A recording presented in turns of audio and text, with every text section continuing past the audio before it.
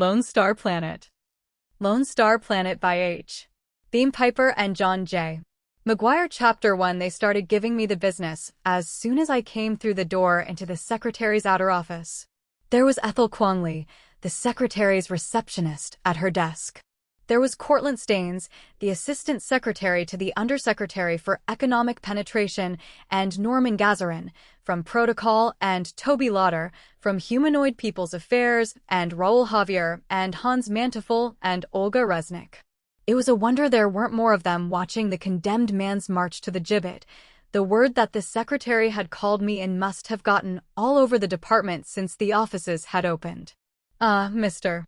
Machiavelli, I presume, Ethel kicked off. Machiavelli, Jr. Olga picked up the ball. At least, that's the way he signs it. God's gift to the consular service and the consular service's gift to policy planning, Gazarin added. Take it easy, folks. These hooligan diplomats would as soon shoot you as look at you, Manteuffel warned. Be sure and tell the secretary that your friends all want important posts in the Galactic Empire. Olga again. Well, I'm glad some of you could read it, I fired back. Maybe even a few of you understood what it was all about. Don't worry, Silk, Gazarin told me. Secretary Gopal understands what it was all about. All too well, you'll find. A buzzer sounded gently on Ethel Quangley's desk. She snatched up the handphone and whispered into it. A deathly silence filled the room while she listened, whispered some more, then hung it up. They were all staring at me. Secretary Gopal is ready to see Mr. Stephen Silk, she said. This way, please. As I started across the room, Staines began drumming on the top of the desk with his fingers, the slow reiterated rhythm to which a man marches to a military execution. A cigarette? Lauder inquired tonelessly. A glass of rum? There were 3 men in the Secretary of State's private office. Gopal Singh, the secretary, dark-faced, gray-haired, slender and elegant, meeting me halfway to his desk. Another slender man, in black, with a silver-threaded, black neckscarf, Rudolph Kluing, the secretary of the Department of Aggression. And a huge, gross-bodied man with a fat baby face and opaque black eyes. When I saw him, I really began to get frightened. The fat man was Natalenko, the security coordinator. Good morning, Mr. Silk, Secretary Gopal greeted me, his hand extended. Gentlemen, Mr. Stephen Silk, about whom we were speaking. This way, Mr. Silk, if you please. There was a low coffee table at the rear of the office and 4 easy chairs around it. On the round brass tabletop were cups and saucers, a coffee urn, cigarettes, and a copy of the current issue of the Galactic Statesman's Journal open at an article entitled Probable Future Courses of Solar League Diplomacy by somebody who had signed himself Machiavelli, Jr. I was beginning to wish that the pseudonymous Machiavelli, Jr. had never been born, or, at least, had stayed on Theta Virgo 4 and been a wineberry planter as his father had wanted him to be. As I sat down and accepted a cup of coffee, I avoided looking at the periodical. They were probably going to hang it around my neck before they shoved me out of the airlock. Mr. Silk is, as you know, in our consular service, Gopal was saying to the others. Back on Luna on rotation, doing something in Mr. Halvard's section. He is the gentleman who did such a splendid job for us on Ashigama Norma 3. And, as he has just demonstrated, he added, gesturing toward the _Statesman's Journal on the Benares work table, he is a student both of the diplomacy of the past and the implications of our present policies. A bit frank, Kluing commented dubiously. But judicious, Natalenko squeaked, in the high unicoid voice that came so incongruously from his bulk. He aired his singularly accurate predictions in a periodical that doesn't have a circulation of more than 1,000 copies outside his own department. And I don't think the public's semantic reactions to the terminology of imperialism is as bad as you imagine. They seem quite satisfied, now, with the change in the title of your department, from defense to aggression. Well, we've gone into that, gentlemen, Gopal said. If the article really makes trouble for us, we can always disavow it.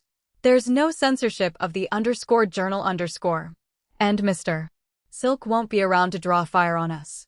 Underscore here it comes underscore, I thought. That sounds pretty ominous, doesn't it, Mr. Silk? Natalenko tittered happily, like a 10-year-old who has just found a new beetle to pull the legs out of. It's really not as bad as it sounds, Mr. Silk, Gopal hastened to reassure me. We are going to have to banish you for a while, but I dare say that won't be so bad. The social life here on Luna has probably begun to pall anyhow. So we're sending you to Capella 4. Capella 4, I repeated, trying to remember something about it. Capella was a geotype, like Sol, that wouldn't be so bad. New Texas, Cluing helped me out.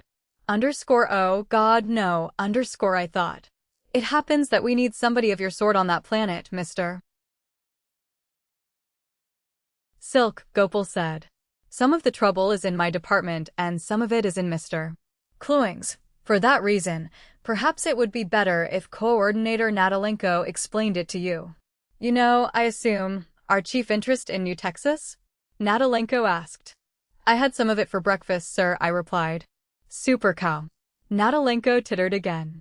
Yes, New Texas is the butcher shop of the galaxy. In more ways than one, I'm afraid you'll find. They just butchered one of our people there a short while ago. Our ambassador, in fact. That would be Silas Cumshaw, and this was the first I'd heard about it. I asked when it had happened. A couple of months ago. We just heard about it last evening, when the news came in on a freighter from there. Which serves to point up something you stressed in your article, the difficulties of trying to run a centralized democratic government on a galactic scale. But we have another interest, which may be even more urgent than our need for new Texan meat. You've heard, of course, of the Zisraf. That was a statement, not a question. Natalenko wasn't trying to insult me. I knew who the Zisraf were. I'd run into them, here and there.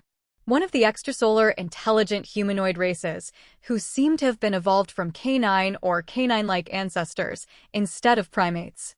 Most of them could speak basic English, but I never saw one who would admit to understanding more of our language than the 850-word basic vocabulary. They occupied a half-dozen planets in a small star cluster about 40 light-years beyond the Capella system. They had developed normal space reaction drive ships before we came into contact with them, and they had quickly picked up the hyperspace drive from us back in those days when the Solar League was still playing Missionaries of Progress and trying to run a galaxy-wide Point 4 program. In the past century, it had become almost impossible for anybody to get into their star group, although Zisraf ships were orbiting in on every planet that the League had settled or controlled. There were Zisraf traders and small merchants all over the galaxy, and you almost never saw one of them without a camera. Their little meteor mining boats were everywhere, and all of them carried more of the most modern radar and astrogational equipment than a meteor miner's lifetime earnings would pay for. I also knew that they were one of the chief causes of ulcers and premature gray hair at the League capital on Luna. I'd done a little reading on pre-spaceflight Terran history. I had been impressed by the parallel between the present situation and one which had culminated 2.5 centuries before, on the morning of December 7th, 1941. What? Natalenko inquired. Do you think Machiavelli, Jr. would do about the Zisraf? We have a department of aggression, I replied. Its mottos are, stop trouble before it starts, and if we have to fight, let's do it on the other fellow's real estate. But this situation is just a little too delicate for literal application of those principles. An unprovoked attack on the Zisraf would set every other non-human race in the galaxy against us. Would an attack by the Zisraf on New Texas constitute just provocation? It might. New Texas is an independent planet. Its people are descendants of emigrants from Terra who wanted to get away from the rule of the Solar League. We've been trying for half a century to persuade the New Texan government to join the League. We need their planet for both strategic and commercial reasons. With the Zisraf for neighbors, they need us as much at least as we need them. The problem is to make them understand that. I nodded again. And an attack by the Zisraf would do that too, sir, I said. Natalenko tittered again. You see, gentlemen, our Mr. Silk picks things up very handily, doesn't he? He turned to Secretary of State Gopal. You take it from there, he invited. Gopal Singh smiled benignly. Well, that's it, Stephen, he said. We need a man on New Texas who can get things done. 3 things to be exact. First, find out why poor Mr. Kumshaw was murdered, and what can be done about it to maintain our prestige without alienating the New Texans. Second, bring the government and people of New Texas to a realization that they need the Solar League as much as we need them. And third, forestall or expose the plans for the Zeesroff invasion of New Texas. Underscore, is that all now? Underscore, I thought. Underscore, he doesn't want a diplomat. He wants a magician. Underscore, and what, I asked, will my official position be on New Texas, sir? Or will I have one of any sort? Oh yes, indeed, Mr. Silk. Your official position will be that of Ambassador Plenipotentiary and Envoy Extraordinary. That, I believe, is the only vacancy which exists in the diplomatic service on that planet. At Dumbarton Oaks Diplomatic Academy, they haze the freshmen by making them sit on a one-legged stool and balance a teacup and saucer on one knee while the upper-classmen pelt them with ping-pong balls. Whoever invented that and the other similar forms of hazing was one of the great geniuses of the service. So I sipped my coffee, set down the cup, took a puff from my cigarette, then said, I am indeed deeply honored, Mr. Secretary. I trust one needn't go into any assurances that I will do everything possible to justify your trust in me. I believe he will, Mr. Secretary, Natalenko piped, in a manner that chilled my blood. Yes, I believe so, Gopal Singh said. Now, Mr. Ambassador, there's a liner in orbit 2,000 miles off Luna, which has been held from blasting off for the last 8 hours, waiting for you. Don't bother packing more than a few things. You can get everything you'll need aboard or at New Austin, the planetary capital. We have a man whom Coordinator Natalenko has secured for us, a native New Texan, Hadi Ringo by name. He'll act as your personal secretary. He's aboard the ship now. You'll have to hurry, I'm afraid. Well, bon voyage Mr. Ambassador. Chapter 2. The death watch outside had grown to about 15 or 20. They were all waiting in happy anticipation as I came out of the secretary's office. What did he do to you, Silk? Cortlandt Staines asked, amusedly. Demoted me. Kicked me off the hooligan diplomats, I said glumly. Demoted you from the consular service? Staines asked scornfully. Impossible. Yes. He demoted me to the cookie pushers. Clear down to ambassador. They got a terrific laugh.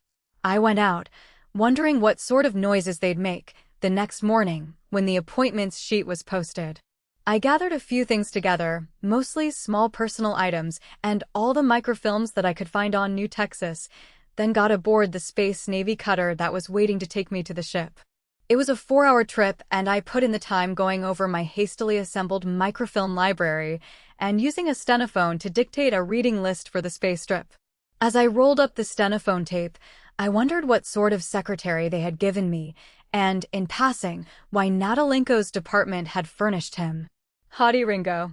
Queer name, but in a galactic civilization, you find all sorts of names and all sorts of people bearing them, so I was prepared for anything. And I found it. I found him standing with the ship's captain, inside the airlock, when I boarded the big, spherical spaceliner. A tubby little man, with shoulders and arms he had never developed doing secretarial work, and a good-natured, not particularly intelligent face. See the happy moron. He doesn't give a damn, I thought. Then I took a second look at him. He might be happy, but he wasn't a moron. He just looked like one.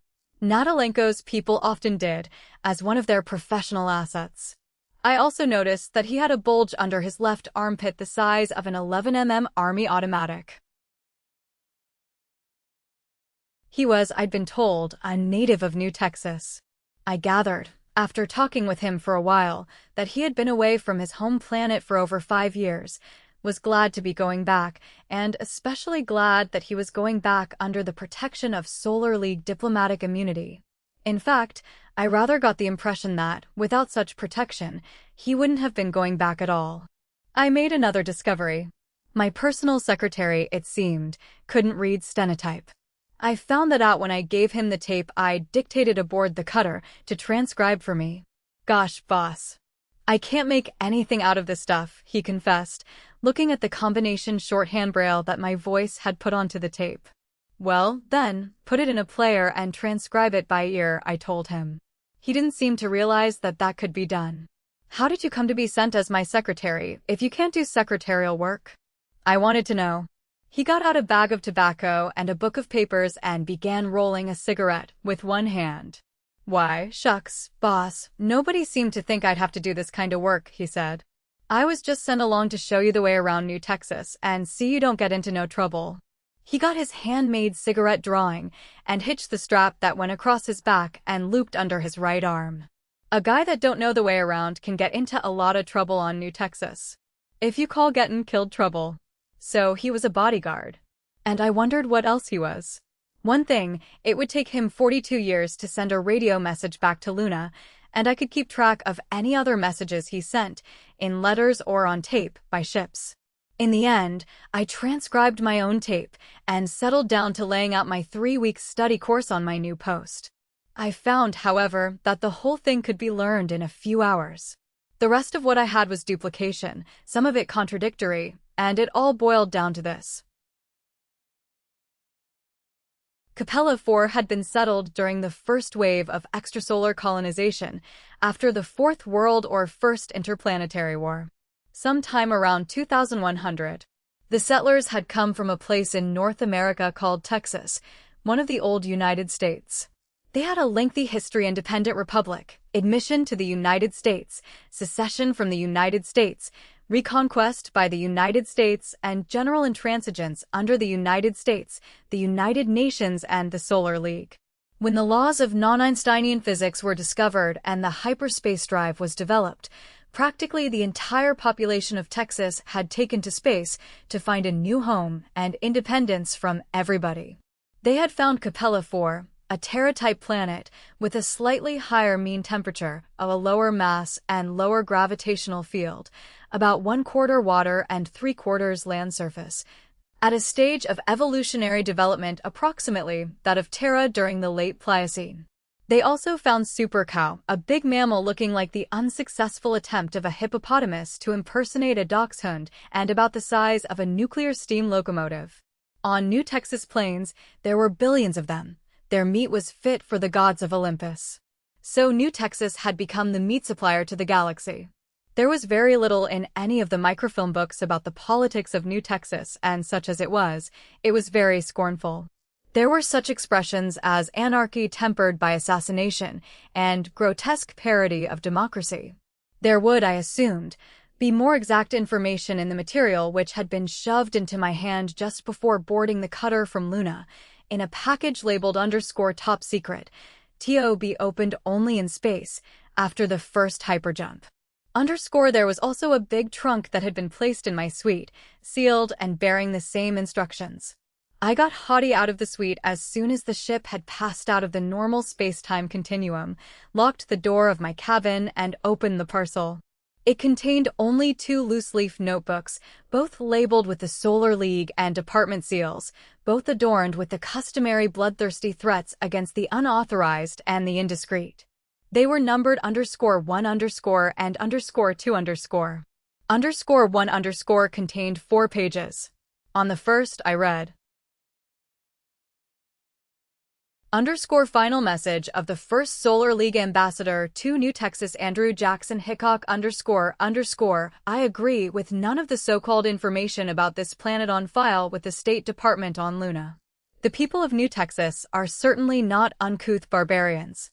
Their manners and customs, while lively and unconventional, are most charming. Their dress is graceful and practical, not grotesque. Their soft speech is pleasing to the ear. Their flag is the original flag of the Republic of Texas. It is definitely not a barbaric travesty of our own emblem. And the underlying premises of their political system should, as far as possible, be incorporated into the organization of the Solar League.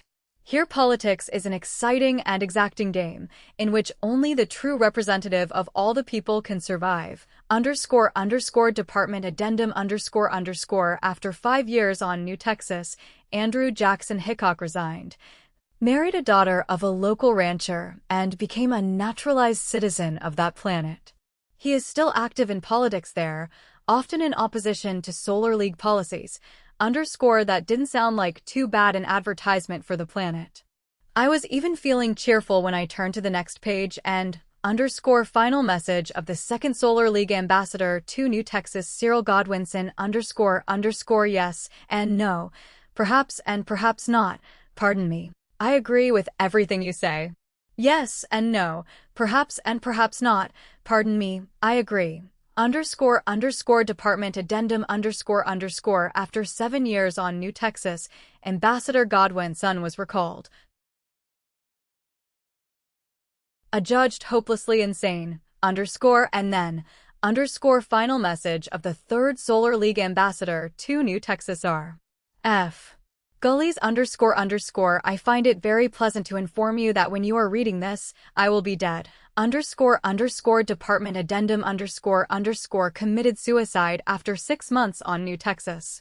Underscore I turned to the last page cautiously, found, underscore final message of the fourth Solar League ambassador to New Texas Silas Cumshaw underscore I came to this planet 10 years ago as a man of pronounced and outspoken convictions. I have managed to keep myself alive here by becoming an inoffensive nonentity. If I continue in this course, it will be only at the cost of my self-respect. Beginning tonight, I am going to state and maintain positive opinions on the relation between this planet and the Solar League, underscore department addendum underscore murdered at the home of Andrew J. Hickok. CP. 1, underscore and that was the end of the first notebook. Nice, cheerful reading, complete, solid briefing. I was, frankly, almost afraid to open the second notebook. I hefted it cautiously at first, saw that it contained only about as many pages as the first and that those pages were sealed with a band around them.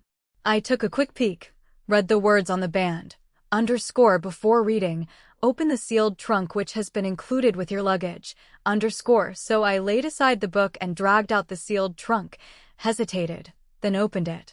Nothing shocked me more than to find the trunk full of clothes.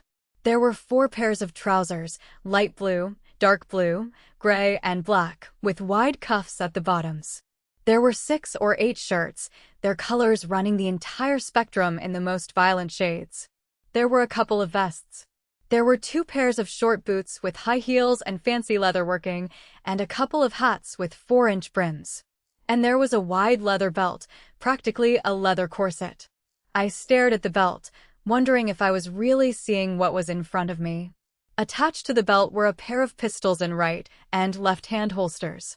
The pistols were 7mm Krupp-Tata ultra-speed automatics, and the holsters were the spring ejection, quick-draw holsters which were the secret of the State Department's special services. Underscore this must be a mistake underscore I thought.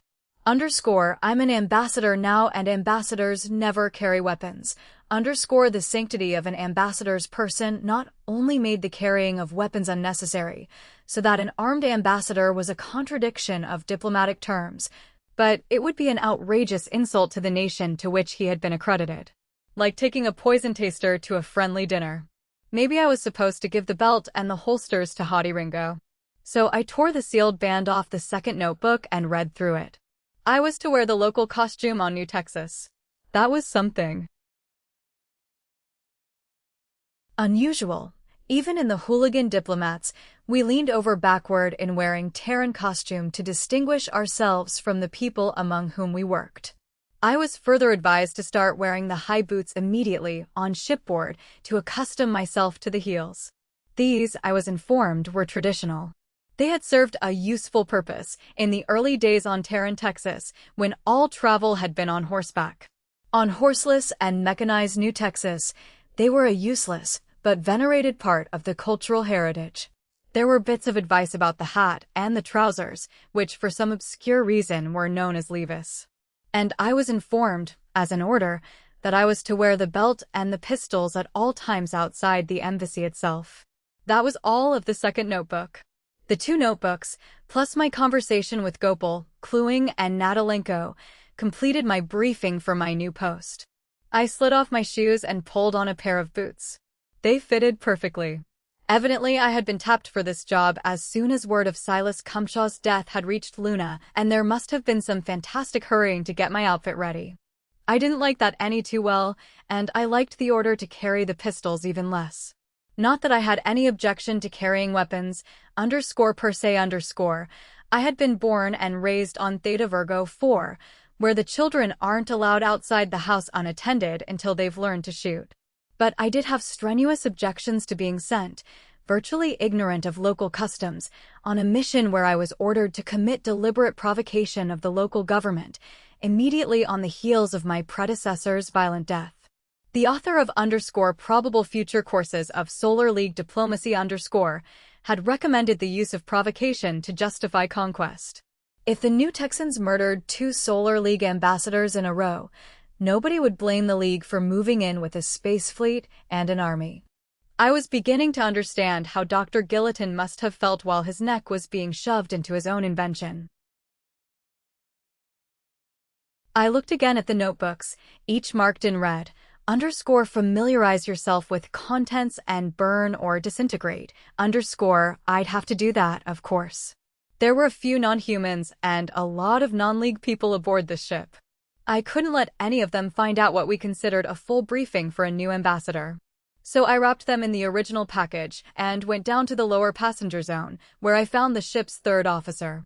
I told him that I had some secret diplomatic matter to be destroyed, and he took me to the engine room. I shoved the package into one of the mass energy converters and watched it resolve itself into its constituent protons, neutrons, and electrons. On the way back, I stopped in at the ship's bar. Hottie Ringo was there, wrapped up in, and I used the words literally, a young lady from the Aldebaran system. She was on her way home from one of the quickie divorce courts on Terra and was celebrating her marital emancipation. They were so entangled with each other that they didn't notice me. When they left the bar, I slipped after them until I saw them enter the ladies' stateroom. That, of course, would have Hottie immobilized, better word, located for a while. So I went back to our suite, picked the lock of Hottie's room, and allowed myself half an hour to search his luggage. All of his clothes were new, but there were not a great many of them. Evidently, he was planning to re-outfit himself on New Texas. There were a few odds and ends, the kind any man with a real home planet will hold on to, in the luggage. He had another 11mm pistol, made by Consolidated Martian Metalworks, made to the one he was carrying in a shoulder holster, and a wide 2-holster belt like the one furnished me, but quite old. I greeted the sight and the meaning of the old holsters with joy. They weren't the State Department's special services type. That meant that Hottie was just one of Natalenko's run-of-the-gallows cutthroats, not important enough to be issued the secret equipment.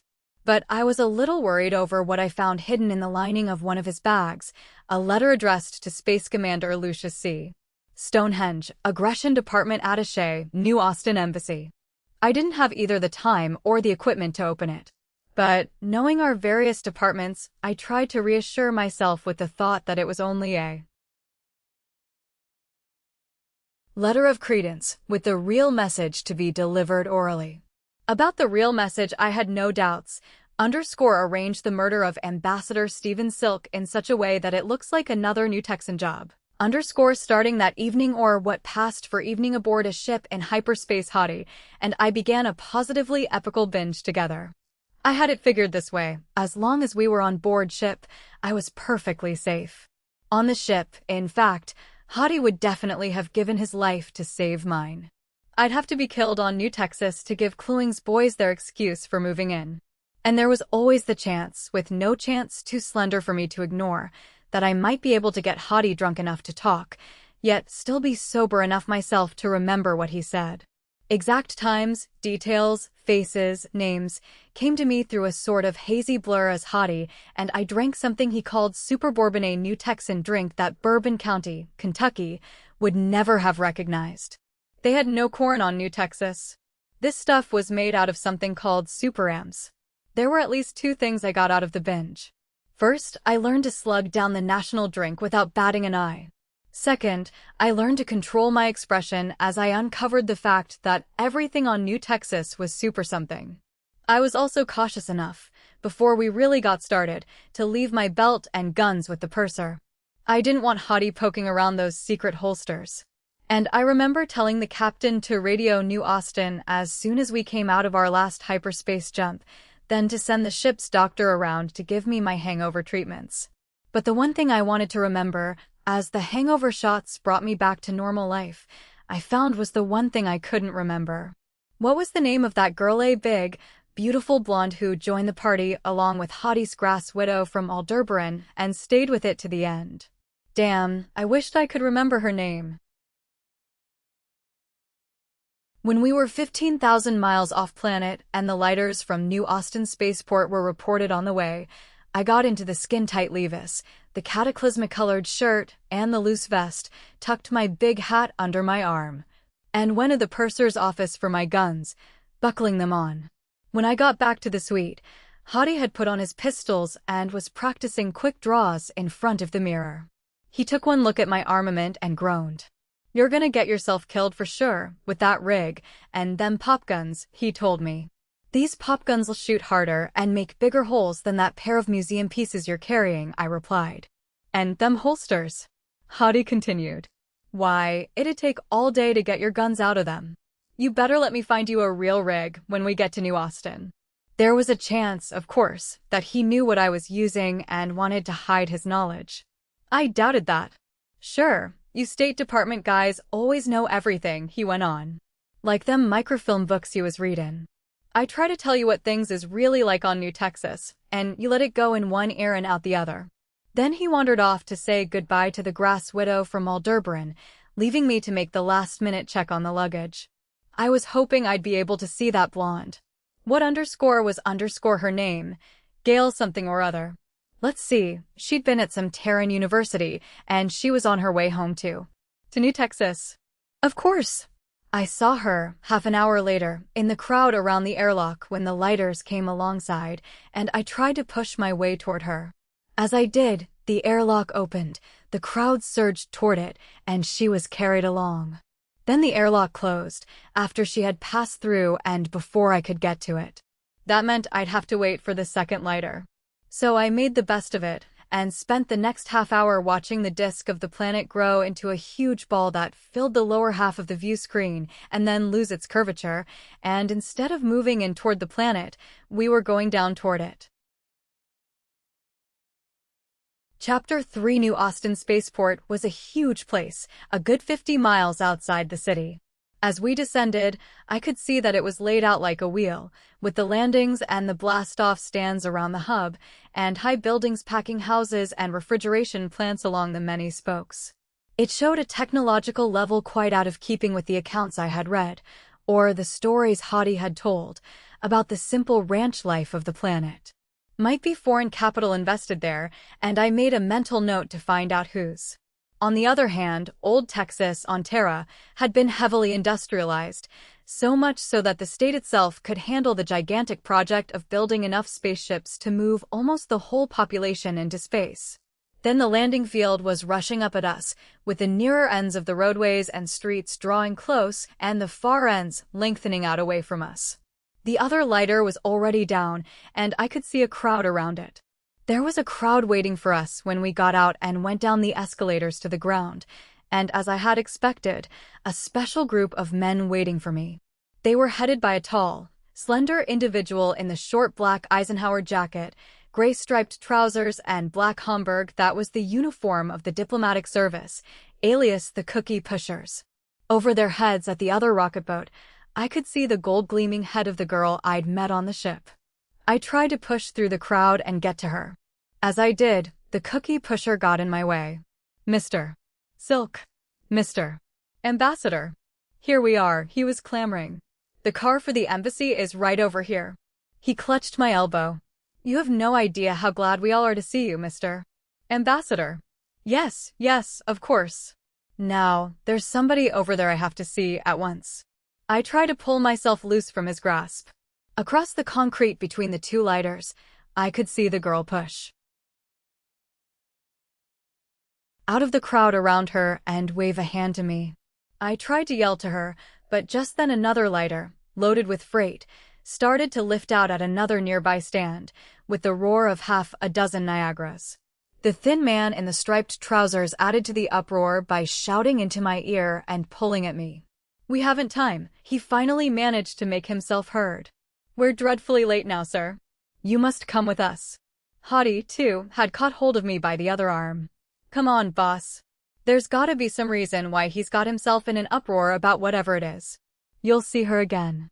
Then, the whole gang, Hottie, the thin man with the black Homburg, his younger accomplice in identical garb, and the chauffeur all closed in on me and pushed me, pulled me, half-carried me, 50 yards across the concrete to where their air car was parked. By this time, the tall blonde had gotten clear of the mob around her and was waving frantically at me. I tried to wave back, but I was literally crammed into the car and flung down on the seat. At the same time, the chauffeur was jumping in, extending the car's wings, jetting up. "Great God!" I bellowed.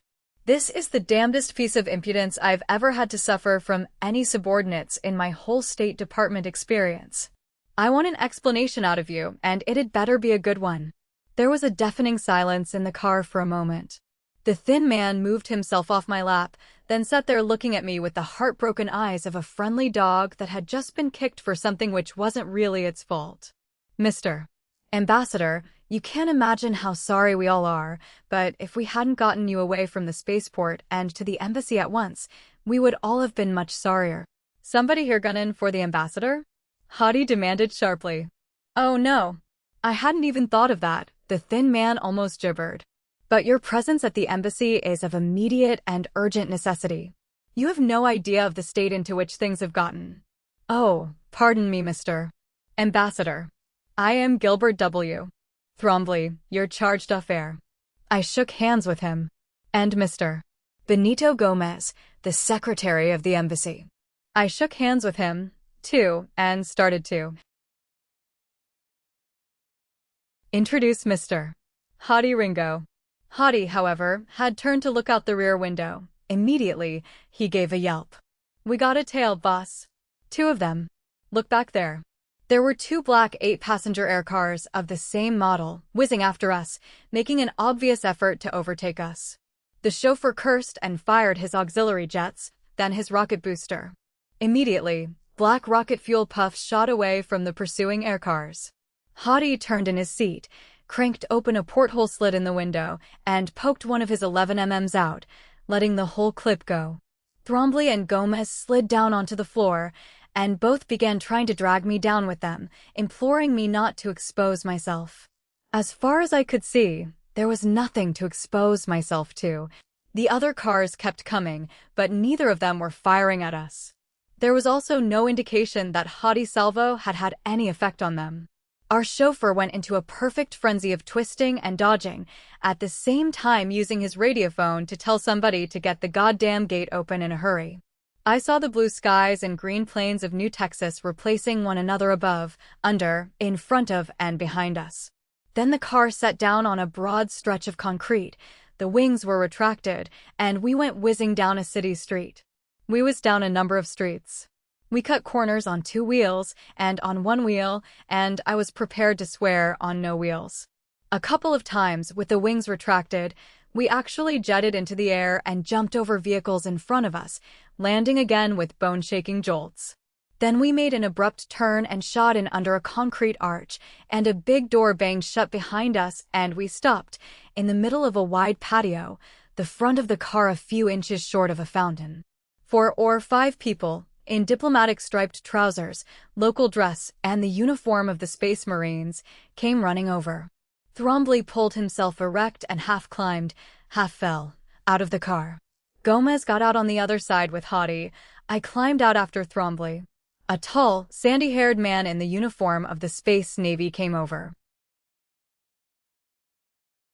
"What the devil's the matter, Thrombly?" he demanded.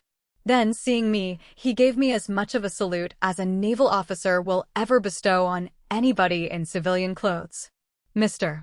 Silk?" He looked at my costume and the pistols on my belt in well-bred concealment of surprise.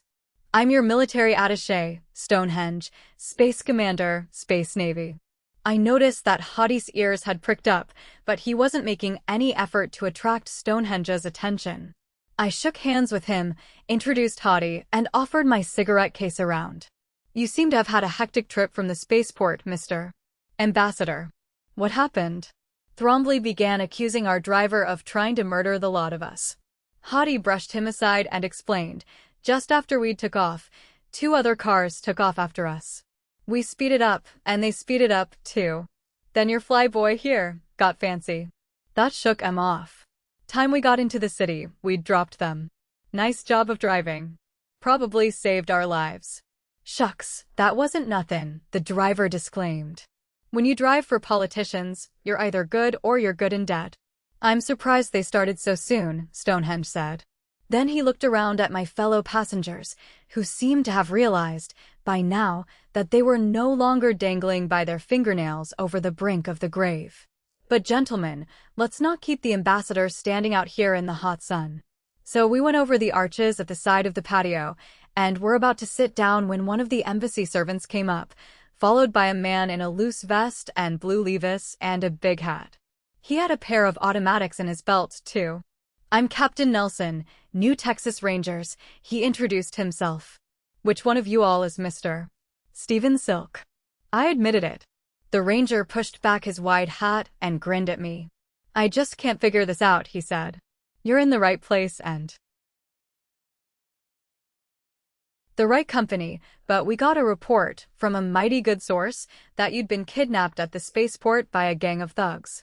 A blonde source? I made curving motions with my hands. I don't blame her. My efficient and conscientious charge d'affaires, Mr. Thrombly, felt that I should reach the embassy, here, as soon as possible, and from where she was standing, it must have looked like a kidnapping. Fact is, it looked like one from where I was standing, too. Was that you and your people who were chasing us? Then I must apologize for opening fire on you. I hope nobody was hurt. No, our cars are pretty well armored. You scored a couple of times on one of them, but no harm done.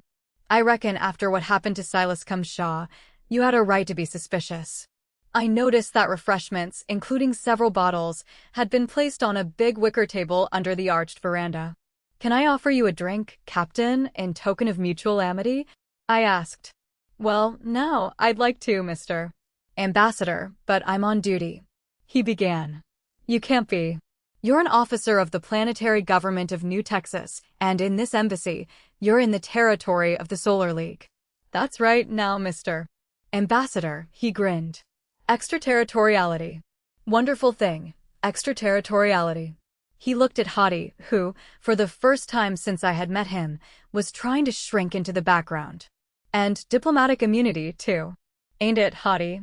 After he had had his drink and departed, we all sat down. Thrombly began speaking almost at once. Mr. Ambassador, you simply must, issue a public statement, immediately, sir. Only a public statement, issued promptly, will relieve the crisis into which we have all been thrust. Oh, come, Mr. Thrombly, I objected. Captain Nelson will take care of all that in his report to his superiors. Thrombly looked at me for a moment as though I had been speaking to him in Hottentot, then waved his hands in polite exasperation. Oh, no. I don't mean that, sir. I mean a public statement to the effect that you have assumed full responsibility for the embassy. Where is that thing? Mr. Gomez. Gomez gave him 4 or 5 sheets, stapled together. He laid them on the table, turned to the last sheet, and whipped out a pen. Here, sir, just sign here. Are you crazy? I demanded. I'll be damned if I'll sign that. Not till I've taken an inventory of the physical property of the embassy and familiarized myself with all its commitments and had the books audited by some firm of certified public accountants. Thrombly and Gomez looked at one another. They both groaned. But we must have a statement of assumption of responsibility. Gomez dithered. Or the business of the embassy will be at a dead stop, and we can't do anything, Thrombly finished. Wait a moment, Thrombly, Stonehenge cut in. I understand, Mr. Silk's attitude. I've taken command of a good many ships and installations, at one time or another, and I've never signed for anything I couldn't see and feel and count. I know men who retired as brigadier generals or vice admirals, but they retired loaded with debts incurred because as second lieutenants or ensigns they forgot that simple rule. He turned to me. Without any disrespect to the charged affair, Mr. Silk, this embassy has been pretty badly disorganized since Mr. Cumshaw's death. No one felt authorized, or, to put it more accurately, no one dared, to declare himself acting head of the embassy, because that would make him the next target. I interrupted. Well, that's what I was sent here for. Mr. Gomez, as secretary of the embassy, will you please, at once, prepare a statement for the press and telecast release to the effect that I am now the authorized head of this embassy, responsible from this hour for all its future policies and all its present commitments insofar as they obligate the government of the Solar League. Get that out at once. Tomorrow, I will present my credentials to the Secretary of State here. Thereafter, Mr. Thrombly, you can rest in the assurance that I'll be the one they'll be shooting at. But you can't wait that long, Mr. Ambassador, Thrombly almost wailed. We must go immediately to the State House. The reception for you is already going on. I looked at my watch, which had been regulated aboard ship for Capella 4 time. It was just 13:15. What time do they hold diplomatic receptions on this planet, Mr. Thrombly? I asked. Oh, any time at all, sir. This one started about 0900 when the news that the ship was in orbit off planet got in. It'll be a barbecue, of course, and barbecued super cow. Yippee! Hottie yelled. What I've been waiting for 5 years. It would be the vilest cruelty not to take him along, I thought. And it would also keep him and Stonehenge apart for a while. But we must hurry, Mr. Ambassador, Thrombly was saying. If you will change, now, to formal dress. And he was looking at me, gasping. I think it was the first time he had actually seen what I was wearing. In native dress, Mr. Ambassador. Thrombly's eyes and tone were again those of an innocent spaniel caught in the middle of a marital argument. Then his gaze fell to my belt and his eyes became saucers. Oh dear. And armed. My chargé d'affaires was shuddering and he could not look directly at me. Mr. Ambassador, I understand that you were recently appointed from the consular service. I sincerely hope that you will not take it amiss if I point out, here in private, that, Mr. Thrombly, I am wearing this costume and these pistols on the direct order of Secretary of State Gopal Singh. That set him back on his heels. I can't believe it, he exclaimed. An ambassador is _never_ armed.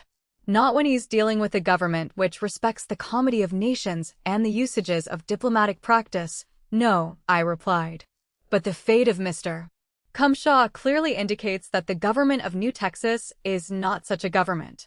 These pistols are in the nature of a not-too-subtle hint of the manner in which this government, here, is being regarded by the government of the Solar League.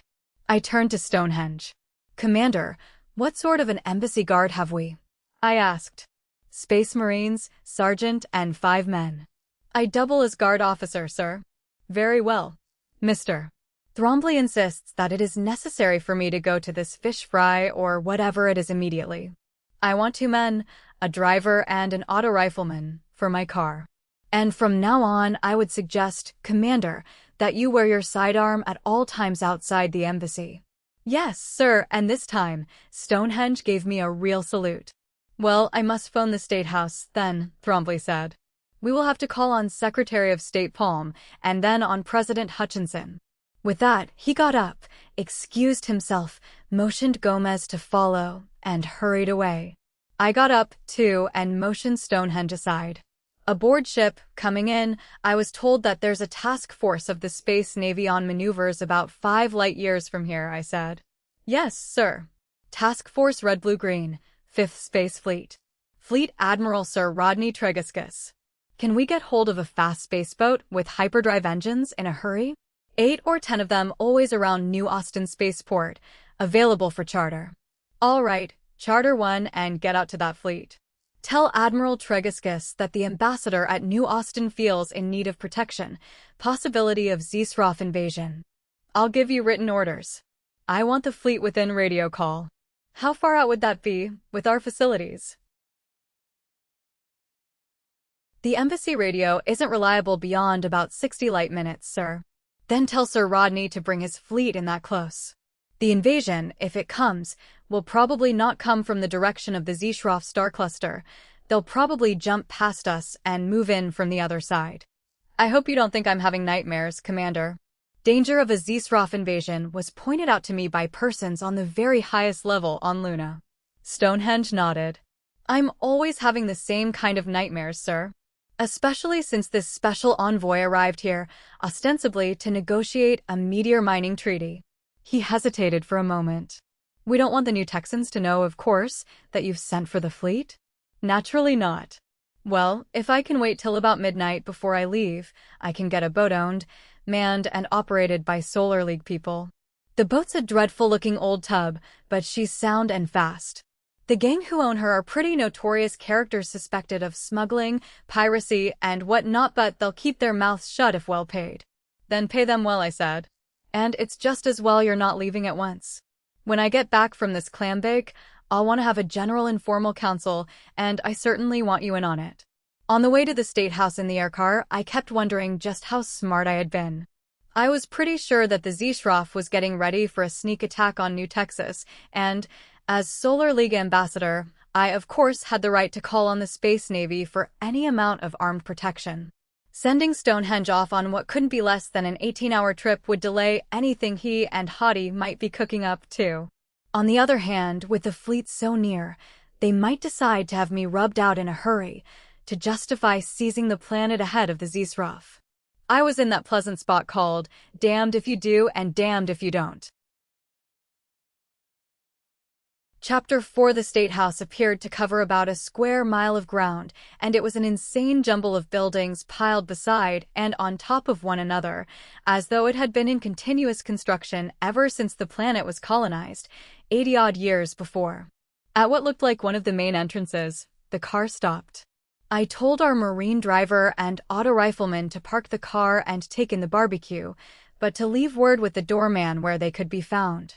Hottie, Thrombly and I then went in, to be met by a couple of New Texas Rangers, one of them the officer who had called at the embassy. They guided us to the office of the Secretary of State. We're dreadfully late. Thrombly was fretting. I do hope we haven't kept the secretary waiting too long. From the looks of him, I was afraid we had. He jumped up from his desk and hurried across the room as soon as the receptionist opened the door for us, his hand extended. Good afternoon, Mr. Thrombly, he burbled nervously. And this is the new ambassador, I suppose. And this, he caught sight of Hottie Ringo, bringing up the rear and stopped short, hand flying to open mouth. Oh, dear me. So far, I had been building myself a New Texas stereotype from Hottie Ringo and the ranger officer who had chased us to the embassy.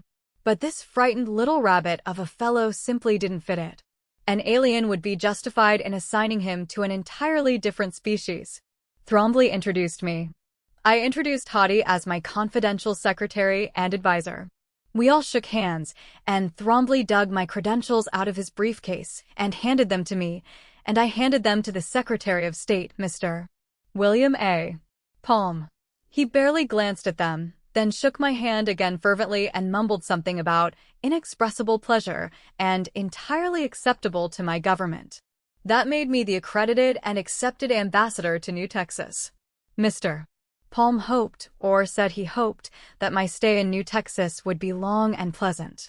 He seemed rather less than convinced that it would. B. His eyes kept returning in horrified fascination to my belt. Each time they would focus on the butts of my krupdadas, he would pull them resolutely away again. And now we must take you to President Hutchinson. He is most anxious to meet you, Mr. Silk. If you will please come with me.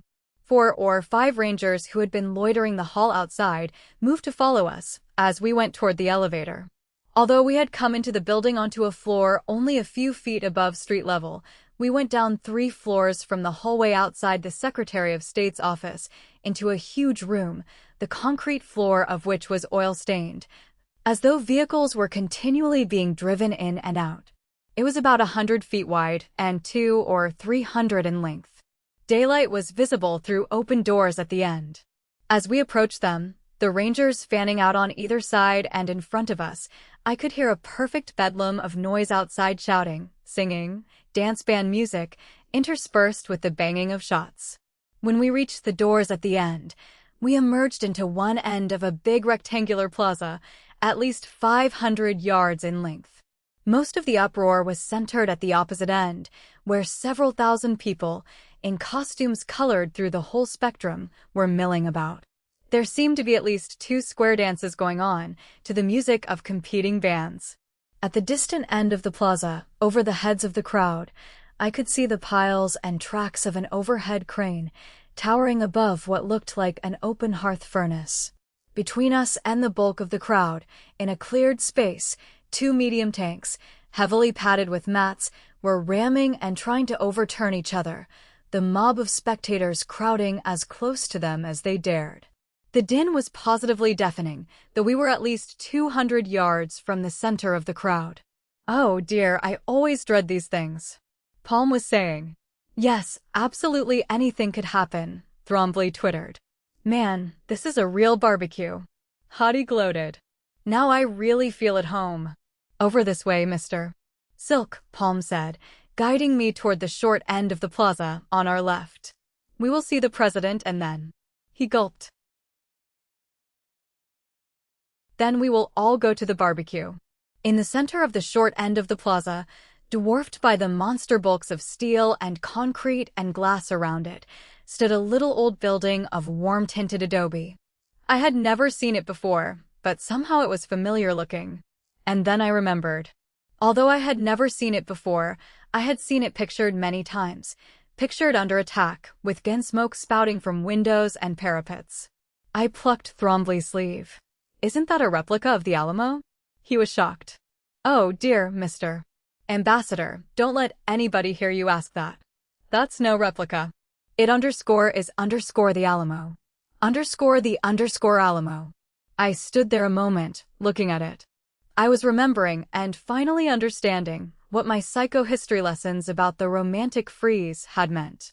They had taken this little mission fort down, brick by adobe brick, loaded it carefully into a spaceship, brought it here, 42 light years away from Terra, and reverently set it up again. Then they had built a whole world and a whole social philosophy around it. It had been the dissatisfied, of course, the discontented, the dreamers, who had led the vanguard of man's explosion into space, following the discovery of the hyperspace drive. They had gone from Terra cherishing dreams of things that had been dumped into the dustbin of history, carrying with them pictures of ways of life that had passed away, or that had never really been. Then, in their new life, on new planets, they had set to work making those dreams and those pictures live. And, many times, they had come close to succeeding.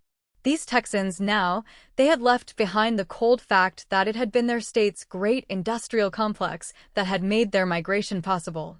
They ignored the fact that their life here on Capella 4 was possible only by application of modern industrial technology. That rodeo down the plaza, tank tilting instead of bronco busting. Here they were, living frozen in a romantic dream, a world of roving cowboys and ranch kingdoms. No wonder Hottie hadn't liked the books I had been reading on the ship. They shook the fabric of that dream. There were people moving about, at this relatively quiet end of the plaza, mostly in the direction of the barbecue. 10 or 12 rangers loitered at the front of the Alamo, and with them I saw the dress blues of my 2 Marines. There was a little 3-wheeled motor cart among them, from which they were helping themselves to food and drink. When they saw us coming, the 2 Marines shoved their sandwiches into the hands of a couple of rangers and tried to come to attention. At ease, I told them. "Have a good time, boys. Hottie, you better get in on some of this grub. I may be inside for quite a while." As soon as the rangers saw Hottie, they hastily got things out of their right hands. Hottie grinned at them. "Take it easy, boys," he said. "I'm protected by the game laws. I'm a diplomat, I am." There were a couple of rangers lounging outside the door of the president's office, and both of them carried auto rifles, implying things I didn't like. I had seen the president of the Solar League wandering around the dome city of Artemis unattended, looking for all the world like a professor in his academic halls. Since then, maybe before then, I had always had a healthy suspicion of governments whose chiefs had to surround themselves with bodyguards. But the president of New Texas, John Hutchinson, was alone in his office when we were shown in. He got up and came around his desk to greet us, a slender, stoop-shouldered man in a black and gold lace jacket. He had a narrow, compressed mouth and eyes that seemed to be watching every corner of the room at once. He wore a pair of small pistols and crossbody holsters under his coat, and he always kept one hand or the other close to his abdomen. He was like, and yet unlike, the Secretary of State. Both had the look of hunted animals, but where Palm was a rabbit, twitching to take flight at the first whiff of danger, Hutchinson was a cat who hears hounds baying ready to run if he could, or claw if he must. "Good day, Mr. Silk," he said, shaking hands with me after the introductions. "I see you're healed, you're smart. You wouldn't be here today if poor Silas Cumshaw'd been as smart as you are. Great man, though, a wise and far-seeing statesman. He and I were real friends." "You know who Mr. Silk brought with him as bodyguard?" Palm asked. "Haughty Ringo. Oh my God. I thought this planet was rid of him." The president turned to me. "You got a good trigger man, though, Mr. Ambassador. Good man to watch your back for you.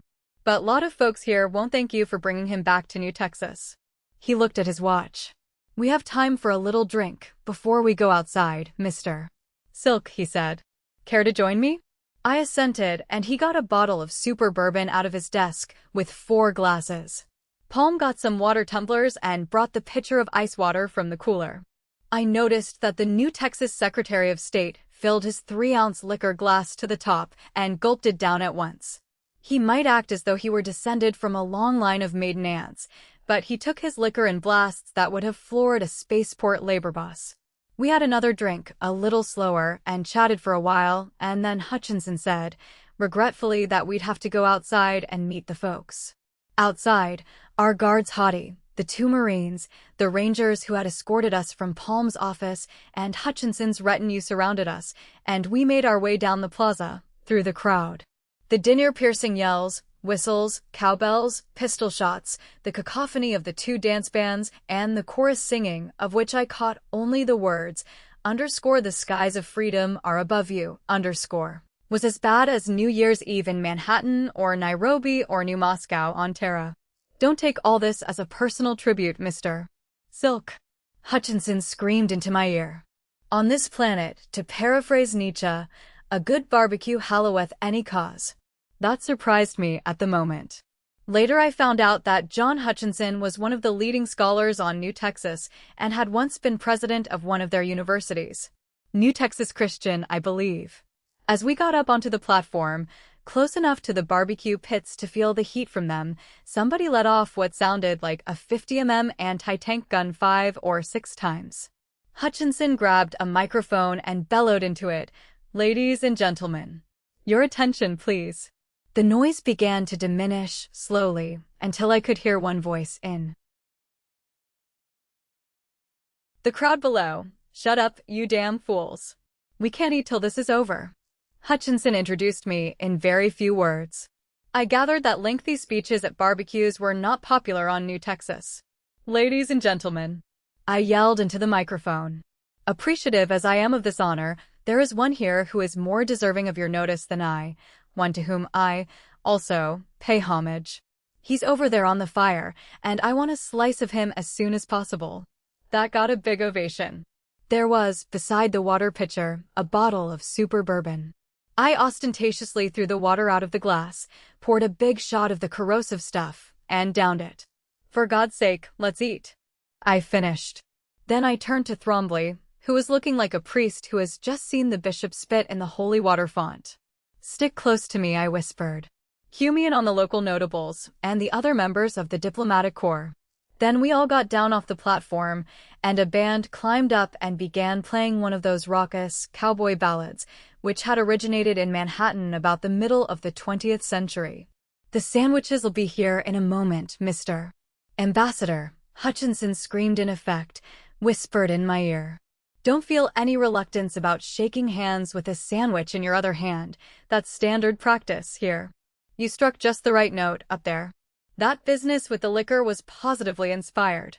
The sandwich's huge masses of meat and hot relish, wrapped in tortillas of some sort, arrived, and I bit into one.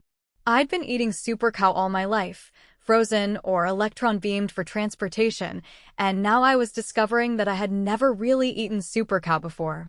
I finished the first sandwich in surprisingly short order, and was starting on my second when the crowd began coming. First, the diplomatic corps, the usual collection of weird eyes, human and otherwise. There was the ambassador from Terra, in a suit of what his planet produced as a substitute for Irish homespuns. His embassy, if it was like the others I had seen elsewhere, would be an outsized cottage with whitewashed walls and a thatched roof, with a bowl of milk outside the door for the little people. The ambassador from Alpheratz too, the South African nationalist planet, with a full beard and old-fashioned plug hat and tailcoat. They were a frustrated lot. They had gone into space to practice _apartheid_ and had settled on a planet where there was no other intelligent race to be superior to. The Mormon ambassador from Deseret Delta Camelopardalis V. The ambassador from Spica 7, a short jolly-looking little fellow, with a head like a seal's, long arms, short legs, and a tail like a kangaroo's. The ambassador from Beta Cephas 6, who could have passed for human if he hadn't had blood with a copper base instead of iron. His skin was a dark green and his hair was a bright blue. I was beginning to correct my first impression that Thrombly was a complete dithering fool. He stood at my left elbow, whispering the names and governments and home planets of the ambassadors as they came up, handing me little slips of paper on which he had written phonetically correct renditions of the greetings I would give them in their own language. I was still twittering a reply to the greeting of Nanadabadian from Beta Cephas 6 when he whispered to me, "Here it comes, sir." The Zisrof. The Zisrof were reasonably close to human stature and appearance, allowing for the fact that their ancestry had been canine instead of simian. They had, of course, longer and narrower jaws than we have, and definitely carnivorous teeth. There were stories floating around that they enjoyed barbecued Terran even better than they did Super Cow and hot relish. This one advanced, extending his three-fingered hand. "I am most happy to make connection with Solar League representative," he said. "I am named Glafford Desptan Vavuvu." No wonder Thrombly let him introduce himself. I answered in the basic English that was all he'd admit to understanding. "The name of your great nation has gone before you to me. The stories we tell to our young of you are at the top of our books. I have hoped to make great pleasure in you and me to be friends." Glafford Vavuvu's smile wavered a little at the oblique reference to the couple of trouncings our space navy had administered to Zisrof ships in the past. "We will be in the same place again, times with no number," the alien replied. "I have hope for you that time you are in this place will be long and will put pleasure in your heart." Then the pressure of the line behind him pushed him on. Cabinet members, senators and representatives, prominent citizens, mostly Judge so-and-so or Colonel this or that. It was all a blur, so much so that it was an instant before I recognized the gleaming golden hair and the statuesque figure. "Thank you. I have met the ambassador." The lovely voice was shaking with restrained anger. "Gale," I exclaimed. "Your father coming to the barbecue, Gale?" President Hutchinson was asking. "He ought to be here any minute. He sent me on ahead from the hotel. He wants to meet the ambassador. That's why I joined the line." "Well, suppose I leave Mr. Silk in your hands for a while," Hutchinson said. "I ought to circulate around a little." "Yes, just leave him in my hands," she said vindicatively. "What's wrong, Gale?" I wanted to know. "I know I was supposed to meet you at the spaceport, but you made a beautiful fool of me at the spaceport. Look, I can explain everything." My embassy staff insisted on hurrying me off. Somebody gave a high-pitched whoop directly behind me and emptied the clip of a pistol. I couldn't even hear what else I said. I couldn't hear what she said, either, but it was something angry. "You have to listen to me," I roared in her ear. "I can explain everything." "Any diplomat can explain anything," she shouted back.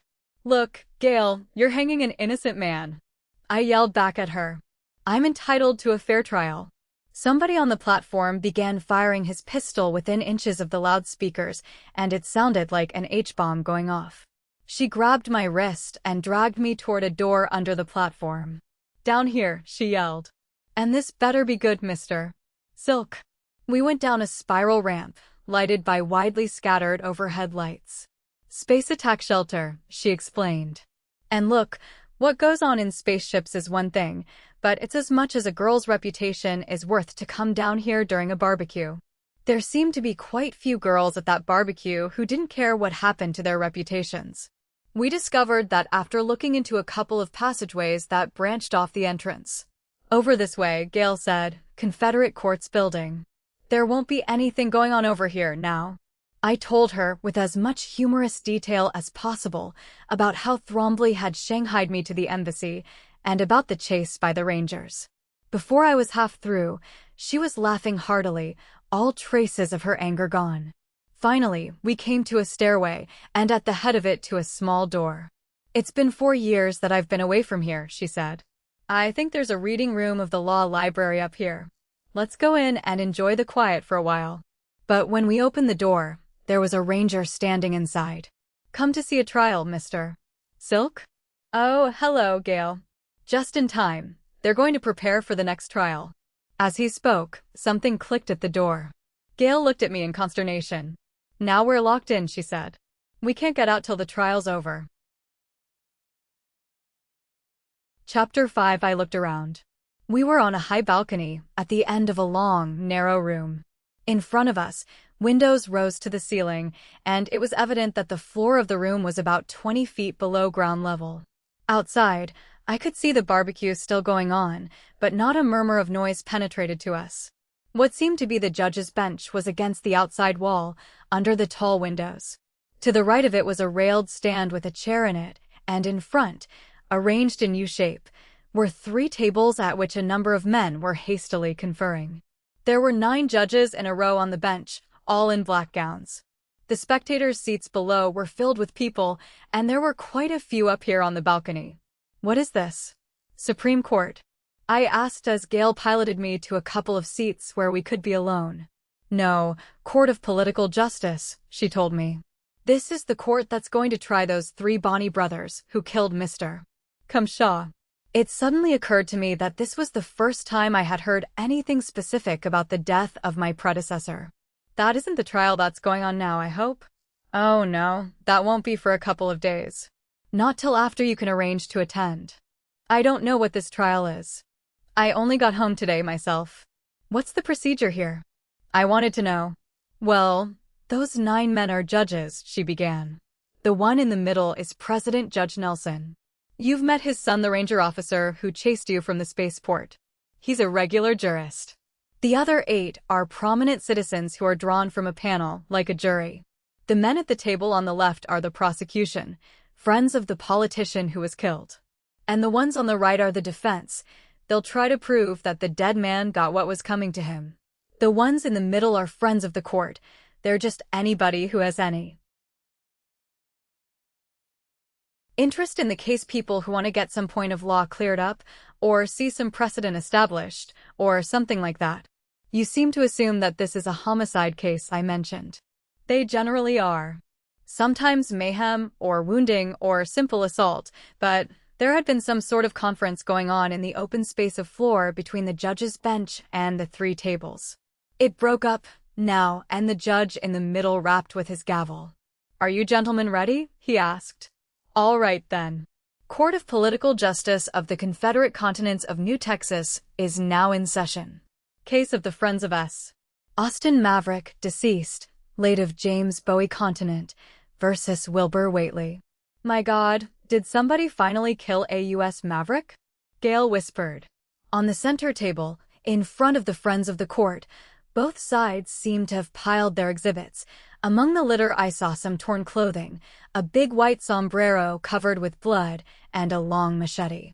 "The general nature of the case," the judge was saying, "is that the defendant, Wilbur Whately, of Sam Houston Continent, is here charged with divers offenses arising from the death of the Honorable S.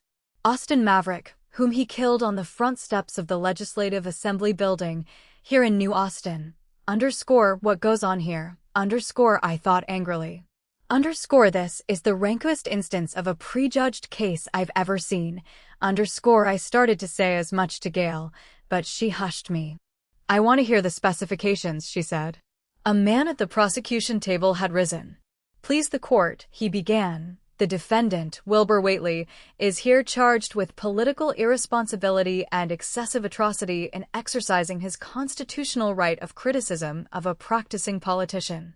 The specifications are as follows, that, on the afternoon of May 7th, Anno Domini 2193, the defendant here present did arm himself with a machete, said machete not being one of his normal and accustomed weapons, and did loiter in wait on the front steps of the Legislative Assembly building in the city of New Austin, continent of Sam Houston, and did approach the decedent, addressing him in abusive, obscene, and indecent language, and did set upon and attack him with the machete aforesaid, causing the said decedent, S. Austin Maverick, to die. The court wanted to know how the defendant would plead.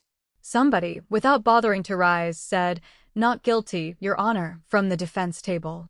There was a brief scraping of chairs, for 5 men from the defense and the prosecution tables got up and advanced to confer in front of the bench, comparing sheets of paper.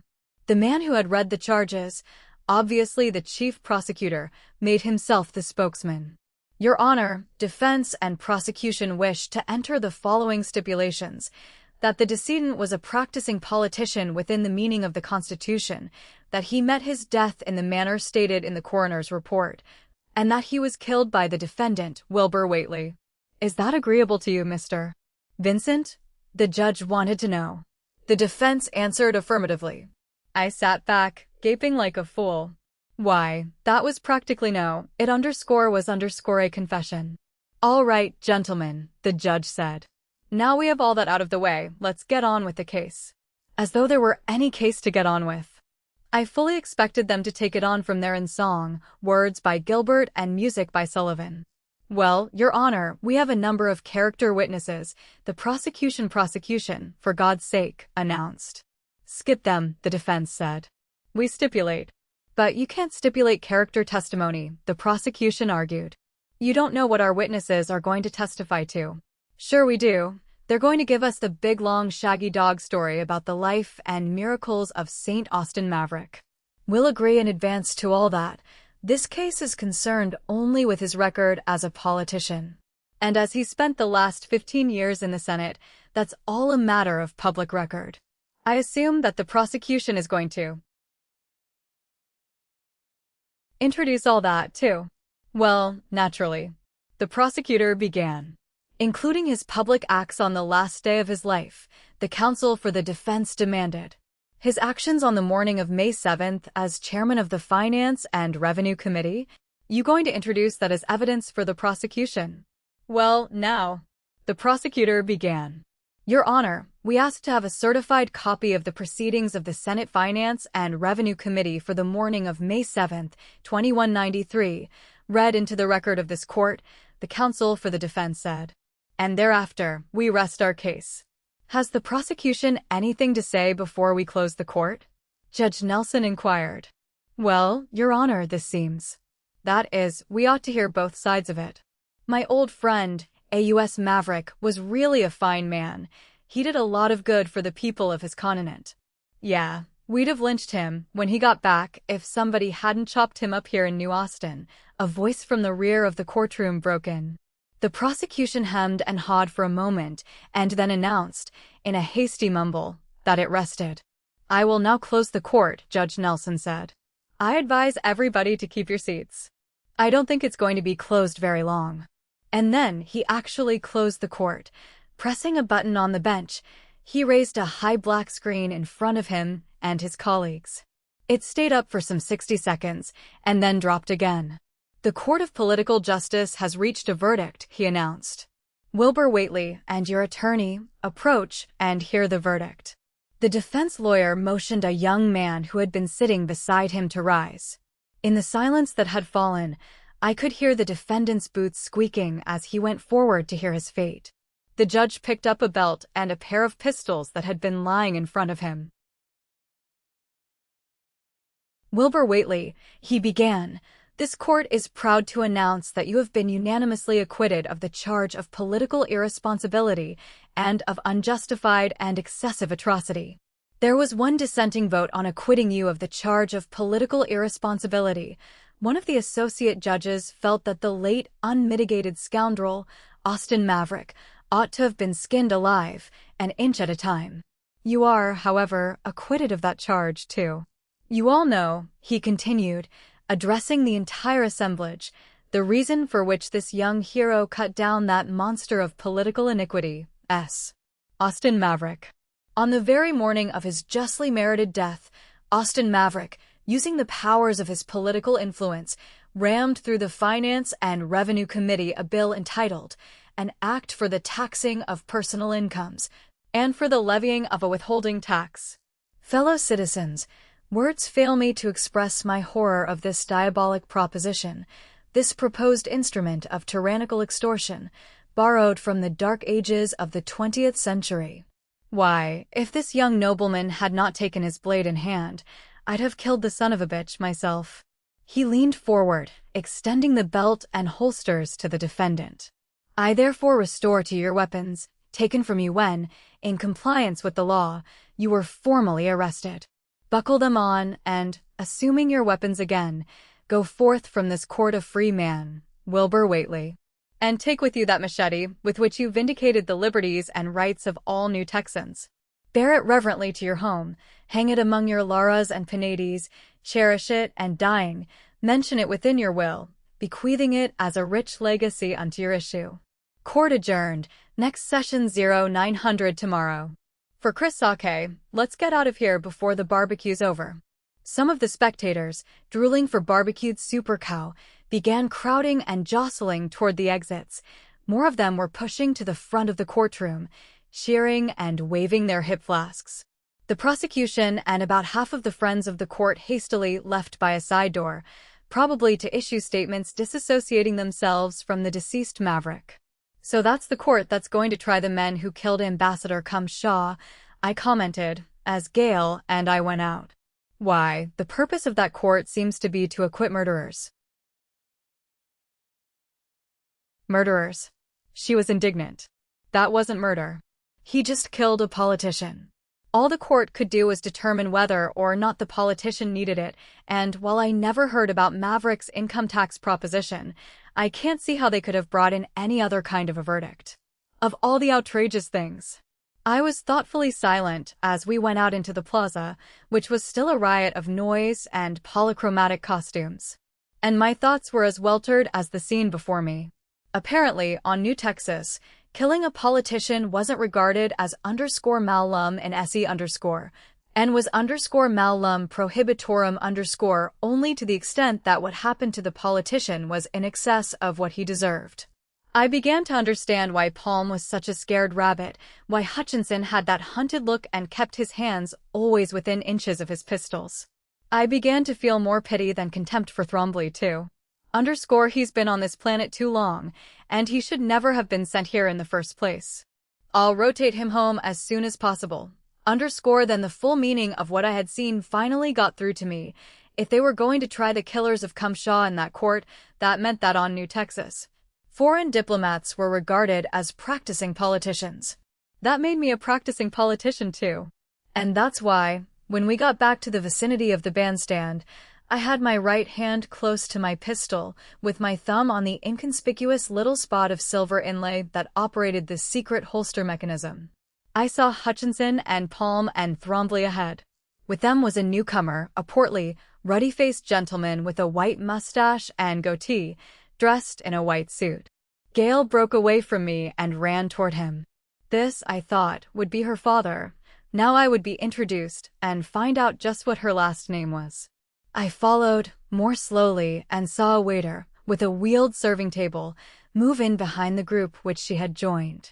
So I saw what none of them did. The waiter suddenly reversed his long carving knife and poised himself for a blow at President Hutchinson's back. I simply pressed the little silver stud on my belt. The Kruptata popped obediently out of the holster into my open hand. I thumbed off the safety and swung up. When my sights closed on the rising hand that held the knife, I fired. Hottie Ringo, who had been holding a sandwich with one hand and a drink with the other, dropped both and jumped on the man whose hand I had smashed. A couple of rangers closed in and grabbed him, also. The group around President Hutchinson had all turned and were staring from me to the man I had shot, and from him to the knife with the broken handle, lying on the ground. Hutchinson spoke first. "Well, Mr. Ambassador, my government thinks your government. That was nice shooting. Hey, you been holding out on me," Hottie accused. "I never knew you as that kind of gunfighter." "There's a new wrinkle," the man with the white goatee said. "We'll have to screen the help at these affairs a little more closely." He turned to me. "Mr. Ambassador, New Texas owes you a great deal for saving the president's life. If you'll get that pistol out of your hand, I'd be proud to shake it, sir." I holstered my automatic and took his hand. Gale was saying, "Stephen, this is my father," and at the same time, Palm, the Secretary of State, was doing it more formally. "Ambassador Silk, may I present one of our leading citizens and large ranchers, Colonel Andrew Jackson Hickok." Dumbarton Oaks had taught me how to maintain the proper diplomat's unchanging expression. Drinking super bourbon had been a postgraduate course. I needed that training as I finally learned Gale's last name. Chapter 6. It was early evening before we finally managed to get away from the barbecue. Thrombly had called the embassy and told them not to wait dinner for us, so the staff had finished eating and were relaxing in the patio when our car came in through the street gate. Stonehenge and another man came over to meet us as we got out, a man I hadn't met before. He was a little fellow, half Latin, half Oriental, in New Texas costume and wearing a pair of pistols like mine, in State Department Special Services holsters.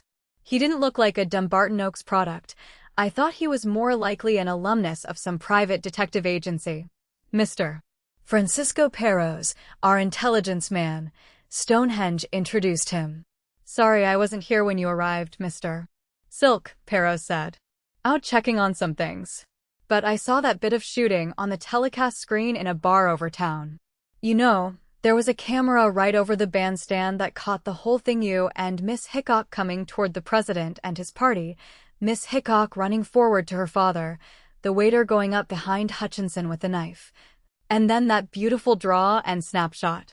They ran it again a couple of times on the half-hourly newscast. Everybody in New Austin, maybe on New Texas, is talking about it now." "Yes, indeed, Sir Gomez," the embassy secretary said, joining us. "You've made yourself more popular in the 8 hours since you landed than poor Mr. Cumshaw had been able to do in the 10 years he spent here. But I'm afraid, sir, you've given me a good deal of work answering your fan mail." We went over and sat down at one of the big tables under the arches at the side of the patio. "Well, that's all to the good," I said. "I'm going to need a lot of local goodwill in the next few weeks." "No thanks, Mr. Perros," I added, as the intelligence man picked up a bottle and made to pour for me. "I've been practically swimming in super bourbon all afternoon. A little black coffee, if you don't mind. And now, gentlemen, if you'll all be seated, we'll see what has to be done." "A council of war, in effect, Mr. Ambassador?" Stonehenge inquired. "Let's call it a council to estimate the situation. But I'll have to find out from you first exactly what the situation here is." Thrombly stirred uneasily. "But sir, I confess that I don't understand. Your briefing on Luna was practically non-existent. I had a total of 6 hours to get aboard ship, from the moment I was notified that I had been appointed to this embassy." "Incredible," Thrombly murmured. I wondered what he'd say if I told him that I thought it was deliberate. Naturally, I spent some time on the ship reading up on this planet, but I know practically nothing about what's been going on here in, say, the last year. And all I know about the death of Mr. Cumshaw is that he is said to have been killed by 3 brothers named Bonnie. So you'll want just about everything, Mr. Silk, Thrombly said. "Really, I don't know where to begin. Start with why and how Mr. Cumshaw was killed. The rest, I believe, will key into that." So they began, Thrombly, Stonehenge, and Perros doing the talking. It came to this. Ever since we had first established an embassy on New Texas, the goal of our diplomacy on this planet had been to secure it into the Solar League. And it was a goal which seemed very little closer to realization now than it had been 23 years before. You must know, by now, what politics on this planet are like, Mr. Silk, Thrombly said. I have an idea. One ambassador gone native, another gone crazy, the third killed himself, the fourth murdered. Yes, indeed. I've been here 15 years myself. That's entirely too long for anybody to be stationed in this place, I told him. If I'm not murdered, myself, in the next couple of weeks, I'm going to see that you and any other member of the staff who's been here over 10 years are rotated home for a tour of duty at department headquarters. Oh, would you, Mr. Silk? I would be so happy. Thrombly wasn't much in the way of an ally, but at least he had a sound, selfish motive for helping me stay alive. I assured him I would get him sent back to Luna, and then went on with the discussion. Up until 6 months ago, Silas Cumshaw had modeled himself after the typical New Texas politician. He had always worn at least two faces, and had always managed to place himself on every side of every issue at once. Nothing he ever said could possibly be construed as controversial. Naturally, the cause of New Texan annexation to the Solar League had made no progress whatever. Then, one evening, at a banquet, he had executed a complete 180-degree turn, delivering a speech in which he proclaimed that union with the Solar League was the only possible way in which New Texans could retain even a vestige of local sovereignty.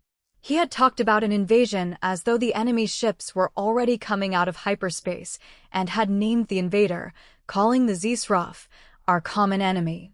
The Zisrof ambassador, also present, had immediately gotten up and stalked out, amid a derisive chorus of barking and baying from the New Texans. The New Texans were first shocked and then wildly delighted. They had been so used to hearing nothing but inanities and high-order abstractions from their public figures that the Solar League ambassador had become a hero overnight. Sounds as though there is a really strong sentiment at what used to be called the grassroots level in favor of annexation, I commented. There is, Perros told me. Of course, there is a very strong isolationist, anti-annexation sentiment, too. The sentiment in favor of annexation is based on the point Mr. Cumshaw made the danger of conquest by the Zisrof. Against that, of course, there is fear of higher taxes, fear of loss of local sovereignty, fear of abrogation of local customs and institutions, and chauvinistic pride. We can deal with some of that by furnishing guarantees of local self-government. The emotional objections can be met by convincing them that we need the great planet of New Texas to add glory and luster to the Solar League, I said. You think, then, that Mr. Cumshaw was assassinated by opponents of annexation? Of course, sir, Thrombly replied. These Bonnies were only hirelings. Here's what happened. On the day of the murder, it was the day after a holiday. A big one here on New Texas, celebrating some military victory by the Texans on Terra, a battle called San Jacinto. We didn't have any business to handle, because all the local officials were home nursing hangovers, so when Colonel Hickok called. Who? I asked sharply. Colonel Hickok. The father of the young lady you were so attentive to at the barbecue. He and Mr. Cumshaw had become great friends, beginning shortly before the speech the ambassador made at that banquet. He called about 0900, inviting Mr. Cumshaw out to his ranch for the day, and as there was nothing in the way of official business, Mr. Cumshaw said he'd be out by 10:30. When he got there was an aircar circling about, near the ranch house. As Mr. Cumshaw got out of his car and started up the front steps, somebody in this car landed it on the driveway and began shooting with a 20mm auto rifle. Mr. Cumshaw was hit several times and killed instantly. The fellows who did the shooting were damned lucky. Stonehenge took over. Hickok's a big rancher. I don't know how much you know about supercar ranching, sir, but those things have to be herded with tanks and light aircraft, so that every rancher has at his disposal a fairly good small air armor combat team. Naturally, all the big ranchers are colonels in the armed reserve. Hickok has about 15 fast fighters and 30 medium tanks armed with 50mm guns. He also has some AA guns around his ranch house every once in a while. These ranchers get to squabbling among themselves. Well, these three Bonney brothers were just turning away when a burst from the ranch house caught their jet assembly, and they could only get as far as Bonneyville, 30 miles away, before they had to land. They landed right in front of the town jail. This Bonneyville's an awful shanty town. Everybody in it is related to everybody else. The mayor, for instance, Kettlebelly Sam Bonney, is an uncle of theirs. These three boys, Switchblade Joe Bonney, Jack-High Abe Bonney, and Turkey Buzzard Tom Bonney, immediately claimed sanctuary in the jail, on the grounds that they had been near to get that. I think that indicates the line they're going to take at the trial _near _ to a political assassination. They were immediately given the protection of the jail, which is about the only well-constructed building in the place, practically a fort. You think that was planned in advance? I asked. Perros nodded emphatically. I do. There was a hell of a big gang of these Bonnies at the jail, almost the entire able-bodied population of the place. As soon as Switchblade and Jack-High and Turkey Buzzard landed, they were rushed inside and all the doors barred. About 3 minutes later, the Hickok outfit started coming in, first aircraft and then armor. They gave that town a regular Georgie Patton-style blitzing. Yes, I'm only sorry I wasn't there to see it, Stonehenge put in. They knocked down or burned most of the shanties, and then they went to work on the jail. The aircraft began dumping these firebombs and stun bombs that they used to stop supercow stampedes, and the tank guns began to punch holes in the walls. As soon as Kettlebelly saw what he had on his hands, he radioed a call for Ranger protection. Our friend Captain Nelson went out to see what the trouble was. Yes, I got the story of that from Nelson, Perros put in. Much as he hated to do it, he had to protect the Bonnies. And as soon as he'd taken a hand, Hickok had to call off his gang. But he was smart. He grabbed everything relating to the killing the aircar and the 20mm auto rifle in particular, and he's keeping them under cover. Very few people know about that, or about the fact that on physical evidence alone, he has the killing pinned on the Bonnies so well that they'll never get away with this story of being merely innocent witnesses. The rest, Mr. Silk, is up to us, Thrombly said. I have Colonel Hickok's assurance that he will give us every assistance, but we simply must see to it that those creatures with the outlandish names are convicted. I didn't have a chance to say anything to that. At that moment, one of the servants ushered Captain Nelson toward us. Good evening, Captain, I greeted the ranger. Join us, seeing that you're on foreign soil and consequently not on duty. He sat down with us and poured a drink. I thought you might be interested, he said. We gave that waiter a going over. We wanted to know who put him up to it. He tried to sell us the line that he was a new Texan patriot, trying to kill a tyrant, but we finally got the truth out of him. He was paid 1,000 pesos to do the job, by a character they call Snake Eyes Sam Bonney, a cousin of the three who killed Mr. Cumshaw, nephew of Kettlebelly Sam, Perros interjected. You pick him up? Nelson shook his head disgustedly. He's out in the high grass somewhere. We're still looking for him. Oh, yes, and I just heard that the trial of Switchblade and Jack-High and Turkey Buzzard is scheduled for 3 days from now. You'll be notified in due form tomorrow, but I thought you might like to know in advance. I certainly do, and thank you, Captain. We were just talking about you when you arrived, I mentioned. About the arrest, or rescue, or whatever you call it, of that trio. Yeah, one of the jobs I'm not particularly proud of. Pity Hickok's boys didn't get hold of them before I got there. It'd have saved everybody a lot of trouble. Just what impression did you get at the time, Captain? I asked. You think Kettlebelly knew in advance what they were going to do? Sure he did. They had the whole jail fortified. Not like a jail usually is, to keep people from getting out, but like a fort, to keep people from getting in. There were no prisoners inside. I found out that they had all been released that morning. He stopped, seemed to be weighing his words, then continued, speaking very slowly. Let me tell you first some things I can't testify to, couple of things that I figure went wrong with their plans. One of Colonel Hickok's men was on the porch to greet Mr. Cumshaw, and he recognized the Bonnies. That was lucky, Otherwise, we might still be looking and wondering who did the shootin', which might not have been good for New Texas. He cocked an eyebrow and I nodded. The Solar League, in similar cases, had regarded such planetary governments as due for change without notice and had promptly made the change. Number 2, Captain Nelson continued, that AA shot which hit their aircar. I don't think they intended to land at the jail, it was just sort of a reserve hiding hole. But because they'd been hit, they had to land. And they'd been slowed down so much that they couldn't dispose of the evidence before the Colonel's boys were tapping on the door, and a skin. Couldn't they come in? I gather the Colonel's task force was becoming insistent. I prompted him. The big ranger grinned. Now we're on things I can testify to. When I got there, what had been the cell block was on fire, and they were trying to defend the mayor's office and the warden's office. These Bonnies gave me the line that they'd been witnesses to the killing of Mr. Cumshaw by Colonel Hickok, and that the Hickok outfit was trying to rub them out to keep them from testifying. I just laughed and started to walk out. Finally, they confessed that they'd shot Mr.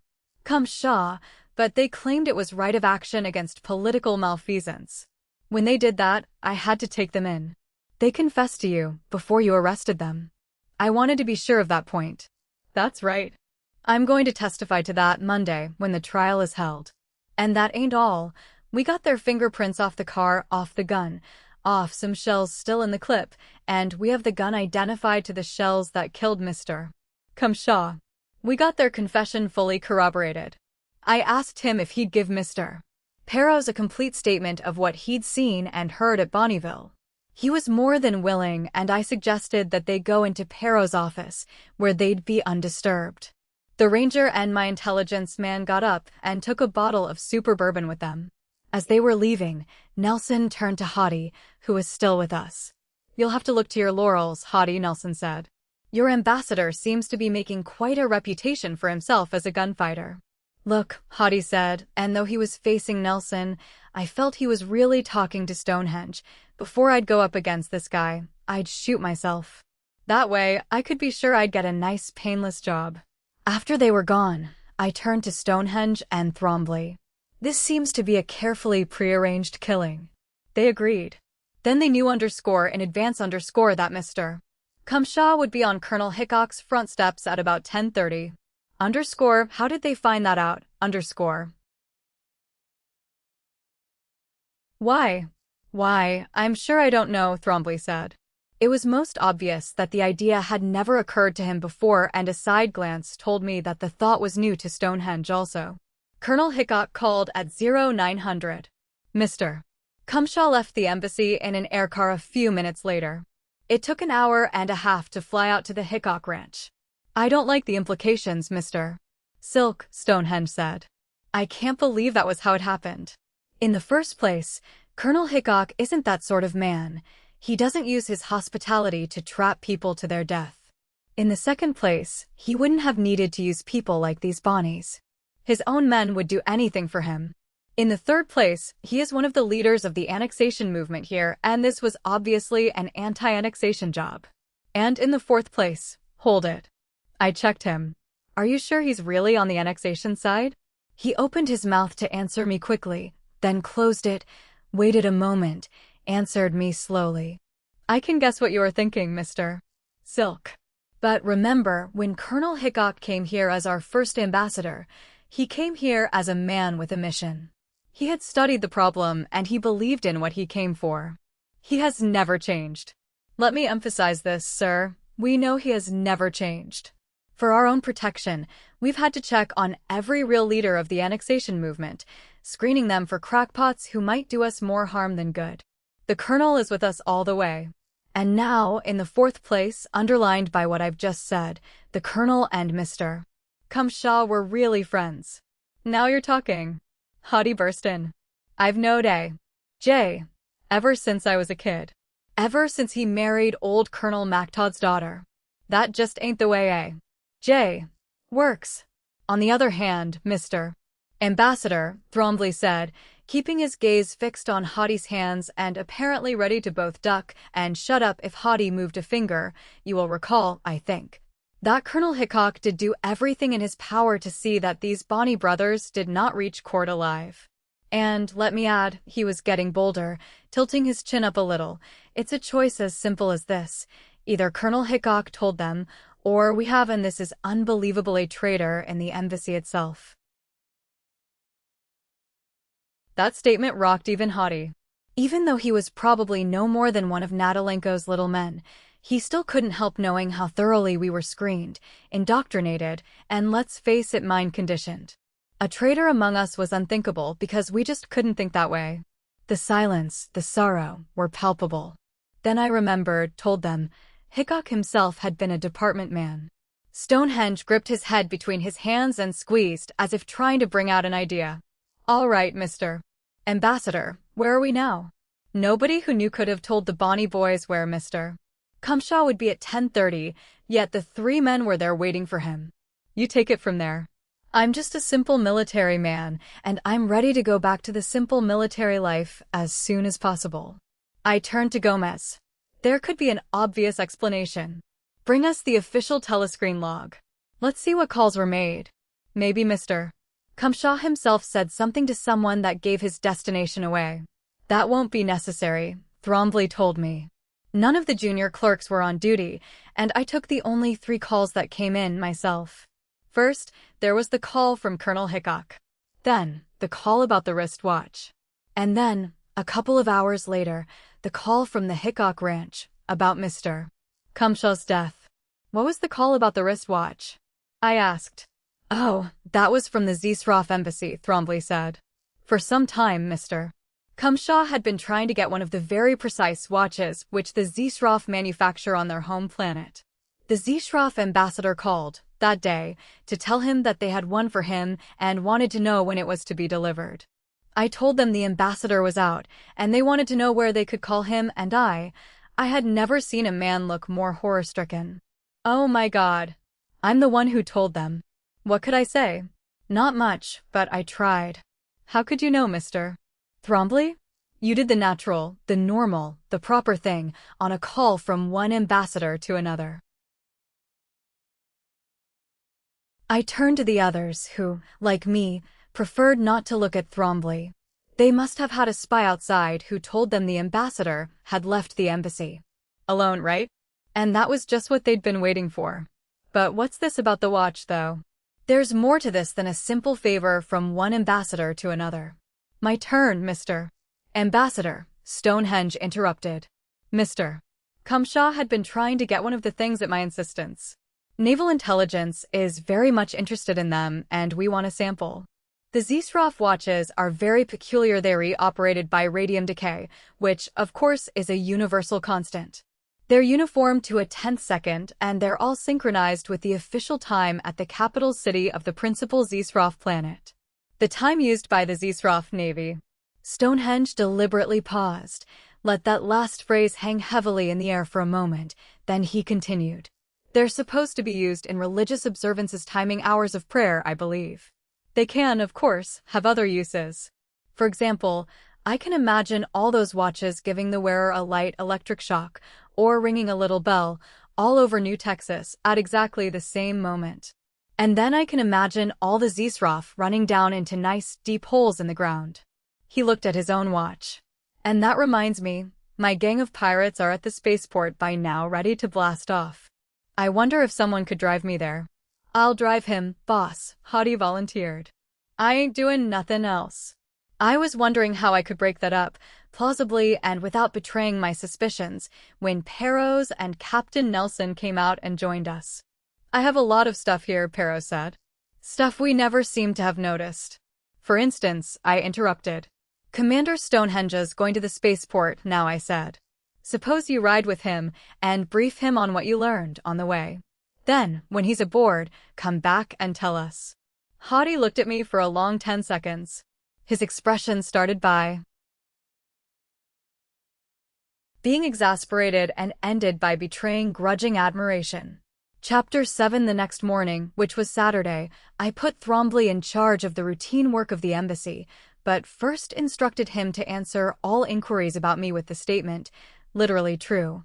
that I was too immersed in work of clearing up matters left unfinished after the death of the former ambassador for any social activities. Then I called the Hickok Ranch in the west end of Sam Houston Continent, mentioning an invitation the colonel and his daughter had extended me, and told them I would be out to see them before noon that same day. With Hottie Ringo driving the car, I arrived about 1,000 and was welcomed by Gail and her father, who had flown out the evening before, after the barbecue.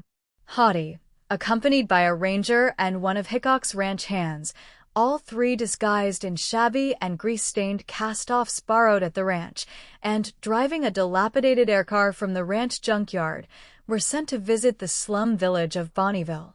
They spent all day there, posing as a trio of range tramps out of favor with the law. I spent the day with Gail, flying over the range, visiting Hickok's herd camps and slaughtering crews. It was a pleasant day, and I managed to make it constructive as well. Because of their huge size, they ran to a live weight of around 15 tons, and their uncertain disposition, super cows are not really domesticated. Each rancher owned the herds on his own land, chiefly by virtue of constant watchfulness over them. There were always a couple of helicopters hovering over each herd, with fast fighter planes waiting on call to come in and drop firebombs or stun bombs in front of them if they showed a disposition to wander too far. Naturally, things of this size could not be shipped live to the market. They were butchered on the range, and the meat hauled out in big copter trucks. Slaughtering was dangerous and exciting work. It was done with medium tanks mounting 50 guns, usually working at the rear of the herd, although a super cow herd could change directions almost in a second, and the killing tanks would then find themselves in front of a stampede. I saw several such incidents. Once Gail and I had to dive in with our car and help turn such a stampede. We got back to the ranch house shortly before dinner. Gail went at once to change clothes. Colonel Hickok and I sat down together for a drink in his library, a beautiful room. I especially admired the walls, paneled in plastic-hardened Superca leather. "What do you think of our planet now, Mr. Silk?" Colonel Hickok asked. "Well, Colonel, your final message to the state was part of the briefing I received," I replied. "I must say that I agree with your opinions, especially with your opinion of local political practices. Politics is nothing here, if not exciting and exacting. You don't understand it, though." That was about half question and half statement. Particularly our custom of using politicians as clay pigeons. "Well, it is rather unusual." "Yes."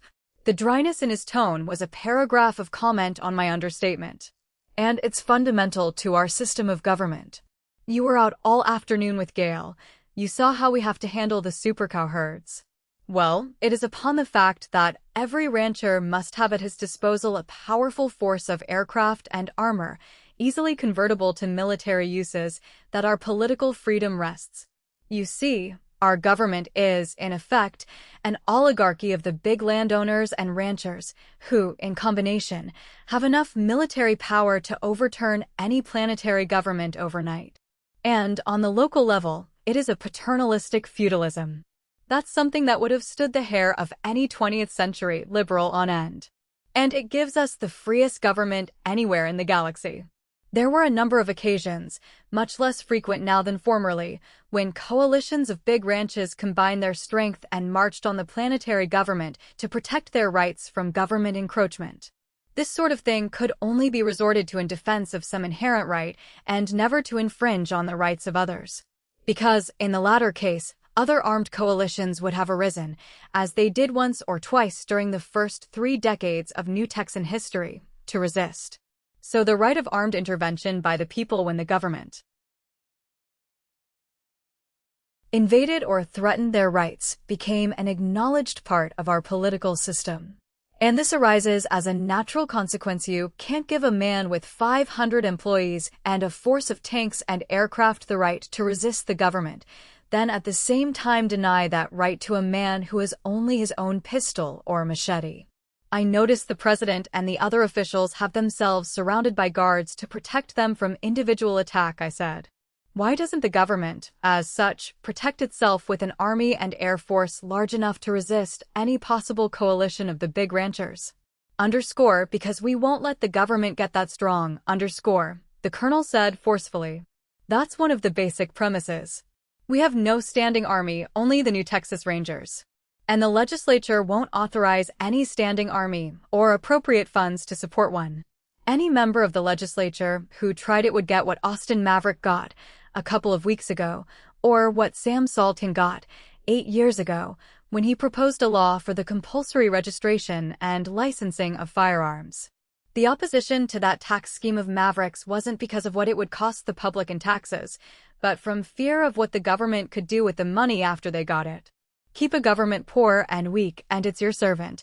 Let it get rich and powerful, and it's your master. We don't want any masters here on New Texas. But the president has a bodyguard, I noted. Casualty rate was too high, Hickok explained. Remember, the president's job is inherently impossible. He has to represent all the people. I thought that over, could see the illogical logic, but how about your rancher oligarchy? He laughed. Son, if I started acting like a master around this ranch in the morning, they'd find my body in an irrigation ditch before sunset. Sure, if you have a real army, you can keep the men under your thumb, use one regiment or one division to put down mutiny in another. But when you have only 500 men, all of whom know everybody else and all of them armed, you just act real considerate of them if you want to keep on living. Then would you say that the opposition to annexation comes from the people who are afraid that if New Texas enters the Solar League, there will be League troops sent here and this interesting system of ensuring government responsibility to the public would be brought to an end? Yes. If you can show the people of this planet that the League won't interfere with local political practices, you'll have a 99.95% majority in favor of annexation. We're too close to the Zeeschroff star cluster out here not to see the benefits of joining the Solar League. We left the Hickok Ranch on Sunday afternoon, and while Hottie guided our air car back to New Austin, I had a little time to revise some of my ideas about New Texas. That is, I had time to think during those few moments when Hottie wasn't taking advantage of our diplomatic immunity to invent new air-ground traffic laws. My thoughts alternated between the pleasure of remembering Gail's gay company and the gloom of understanding the complete implications of the Colonel's clarifying lectures. Against the background of his remarks, I could find myself appreciating the Gopal-cluing Natalenko reasoning. The only way to cut the Gordian knot was to have another Solar League ambassador killed. And whenever I could escape thinking about the fact that the next ambassador to be the clay pigeon was me, I found myself wondering if I wanted the League to take over. Annexation, yes. New Texas customs would be protected under a treaty of annexation. But the justified conquest, urged by Machiavelli Jr.? No. I was still struggling with the problem when we reached the embassy about 1700. Everyone was there, including Stonehenge, who had returned 2 hours earlier with the good news that the fleet had moved into position only 60 light minutes off Capella 4. I had reached the point in my thinking where I had decided it was useless to keep Hottie and Stonehenge apart except as an exercise in mental agility. Inasmuch as my brain was already weightlifting, swinging from a flying trapeze to elusive flying rings while doing triple somersaults and at the same time juggling 7 Indian clubs, I skipped the whole matter. But I'm fairly certain that it wasn't till then that Hottie had a chance to deliver his letter of credence to Stonehenge. After dinner, we gathered in my office for our coffee and a final conference before the opening of the trial the next morning. Stonehenge spoke first, looking around the table at everyone except me. No matter what happens, we have the fleet within call. Sir Rodney's been active picking up those Zeeschroff meteor mining boats. They no longer have a tight screen around the system. We do. I don't think that anyone, except us, knows that the fleet's where it is. No matter what happens, I thought glumly, and the phrase explained why he hadn't been able to look at me.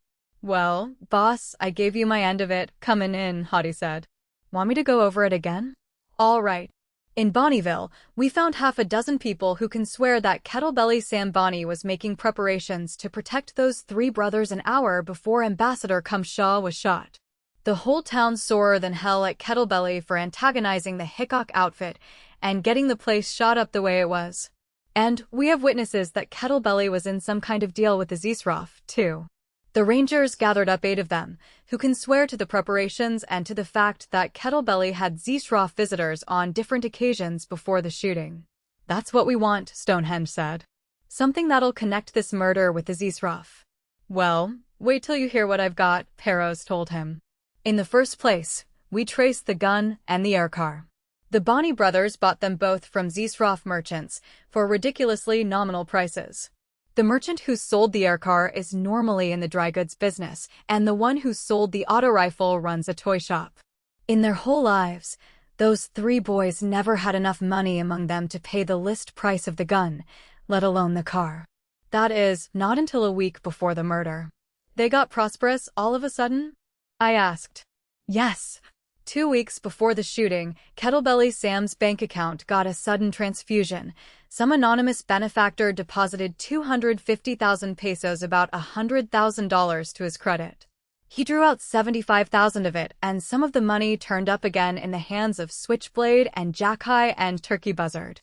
Then, a week before you landed here, he got another 100,000 from the same anonymous source, and he drew out 20,000 of that. We think that was the money that went to pay for the attempted knife job on Hutchinson. 2 days before the barbecue, the waiter deposited 1,000 at the New Austin Packers and Shippers Trust. Can you get that introduced as evidence at the trial? I asked. Sure. Kettlebelly banks at a town called Crooked Creek, about 40 miles from Bonneville. We have witnesses from the bank. I also got the dope on the line the Bonney brothers are going to take at the trial. They have a lawyer, Clement A. Sidney, a member of what passes for the Socialist Party on this planet. The defense will take the line of full denial of everything. The Bonnies are just 3 poor but honest boys who are being framed by the corrupt tools of the big ranching interests. Hottie made an impolite noise. What do we got to worry about then? He demanded. They're a cinch for conviction. I agree with that, Stonehenge said. If they tried to base their defense on political conviction and opposition by the Solar League, they might have a chance. This way, they haven't. All right, gentlemen, I said. I take it that we're agreed that we must all follow a single line of policy and not work at cross purposes to each other? They all agreed to that instantly, but with a questioning note in their voices. Well, then, I trust you all realize that we cannot, under any circumstances, allow those 3 brothers to be convicted in this court, I added. There was a moment of startled silence, while Hottie and Stonehenge and Perros and Thrombly were understanding what they had just heard. Then Stonehenge cleared his throat and said, Mr. Ambassador, I'm sure that you have some excellent reasons for that remarkable statement, but I must say, it was a really colossal error on somebody's part, I said, that this case was allowed to get into the court of political justice. It never should have. And if we take a part in the prosecution, or allow those men to be convicted, we will establish a precedent to support the principle that a foreign ambassador is, on this planet, defined as a practicing local politician. I will invite you to digest that for a moment. A moment was all they needed. Thrombly was horrified and dithered incoherently. Stonehenge frowned and fidgeted with some papers in front of him.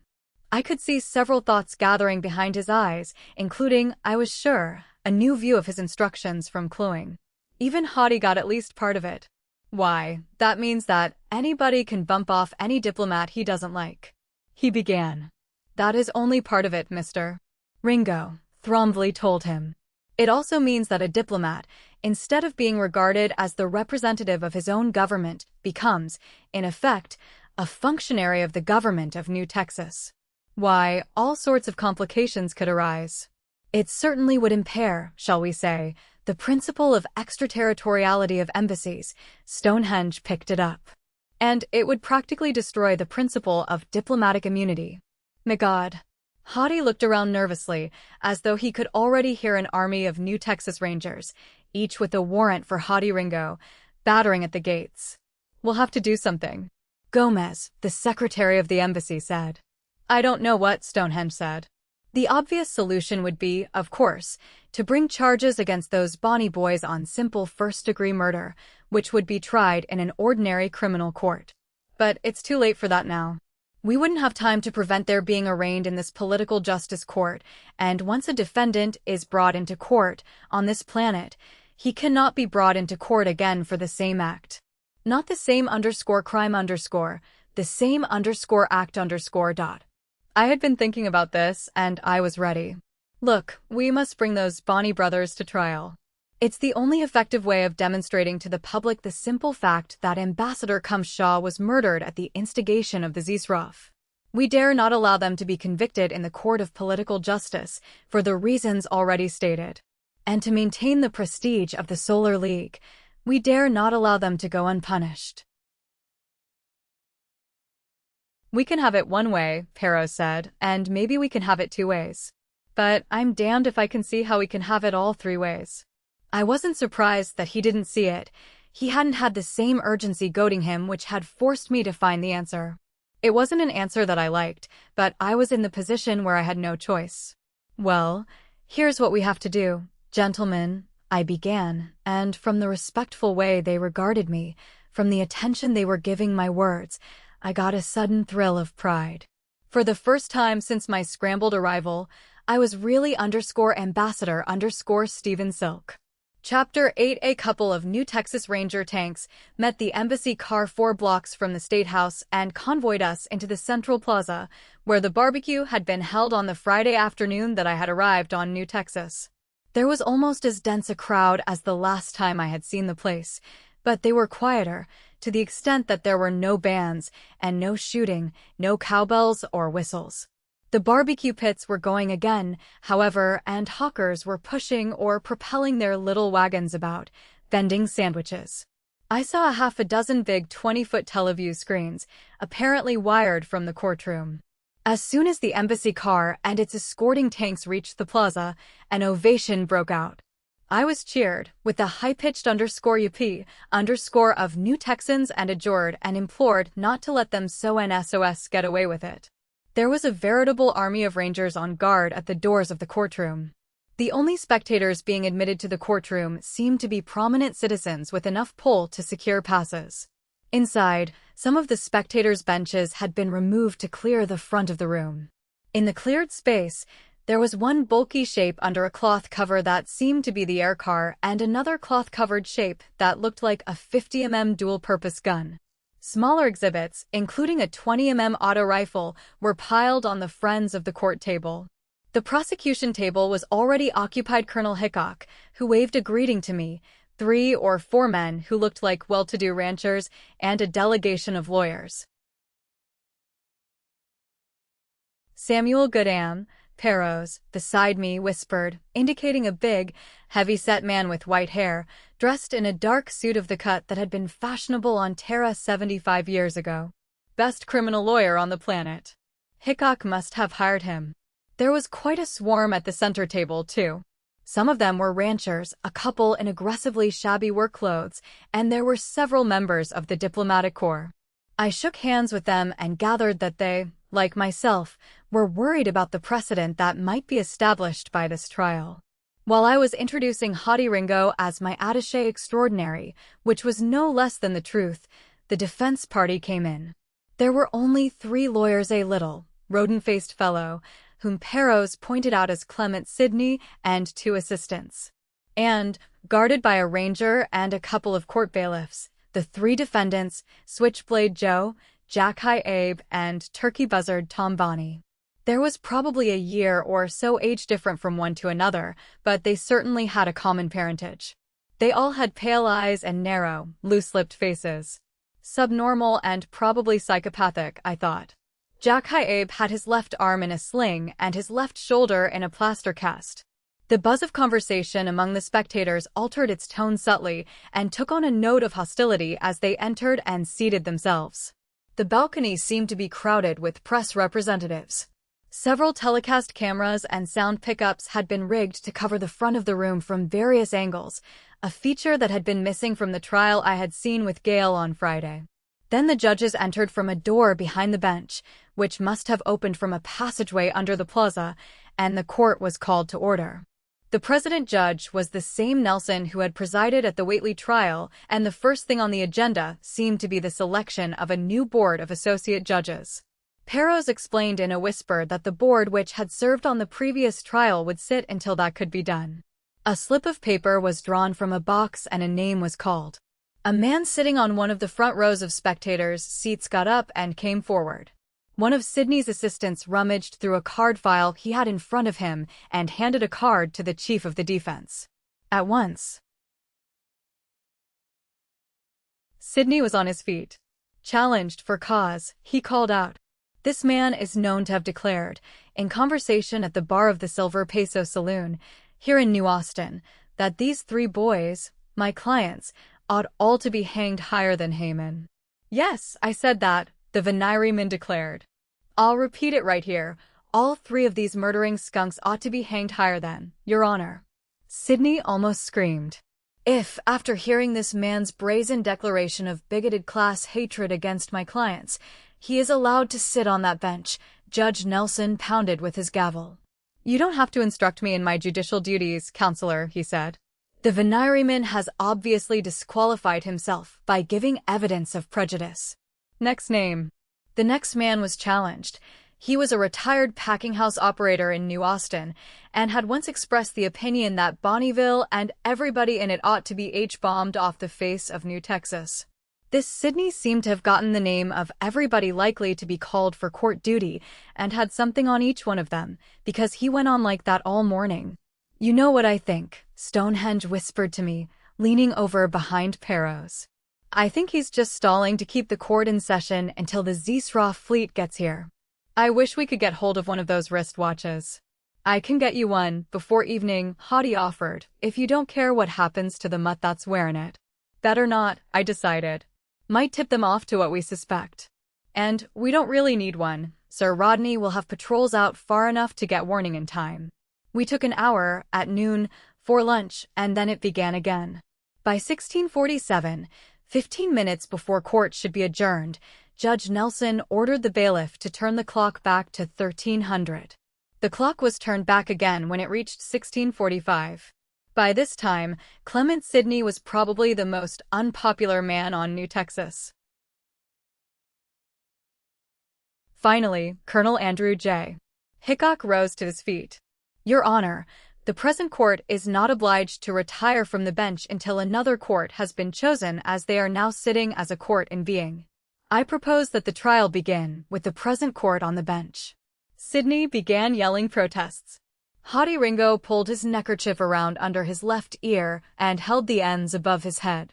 Nanadabadian, the ambassador from Beta Cephas IV, drew his biggest knife and began trying the edge on a sheet of paper. Well, Your Honor, I certainly do not wish to act in an obstructionist manner. The defense agrees to accept the present court, Sidney decided. Prosecution agrees to accept the present court, Goodam parroted. The present court will continue on the bench to try the case of the friends of Silas Cum Shaw, deceased, versus Switchblade Joe Bonney, Jack High Abe Bonney, Turkey Buzzard Tom Bonney, ETALS. Judge Nelson rapped with his gavel. Court is herewith adjourned until 0900 tomorrow. Chapter 9. The trial got started the next morning with a minimum amount of objections from Sidney. The charges and specifications were duly read, the 3 defendants pleaded not guilty, and then Goodam advanced with a paper in his hand to address the court. Sidney scampered up to take his position beside him. Your Honor, the prosecution wishes, subject to agreement of the defense, to enter the following stipulations, to wit, first, that the late Silas Cum Shaw was a practicing politician within the meaning of the law.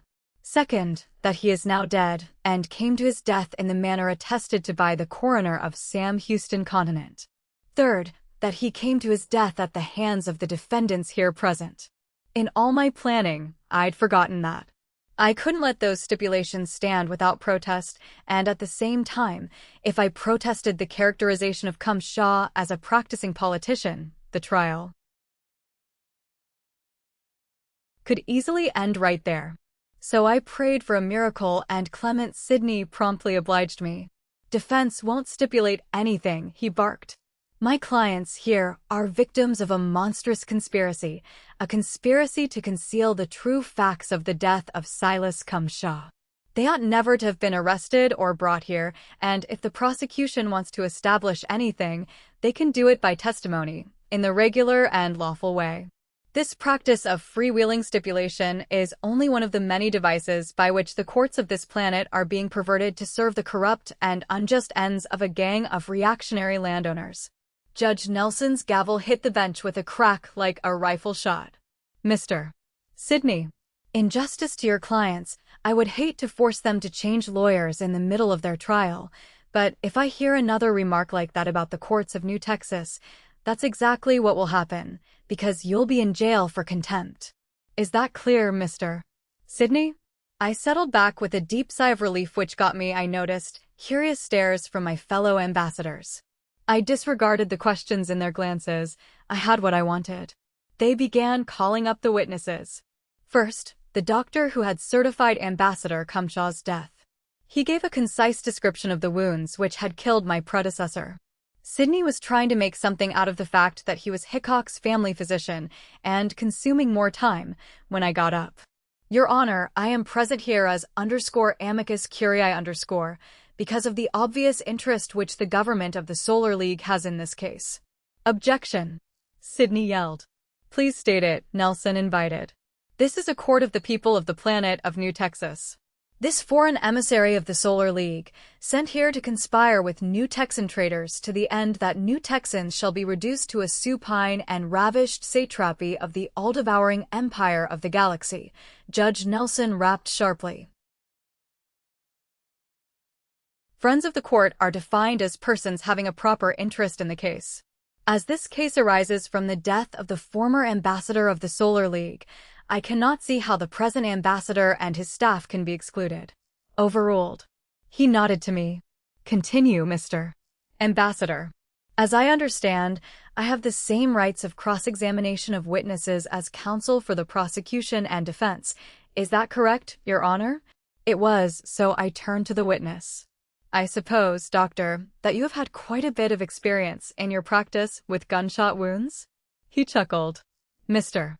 Ambassador, it is gunshot wound cases which keep the practice of medicine and surgery alive on this planet.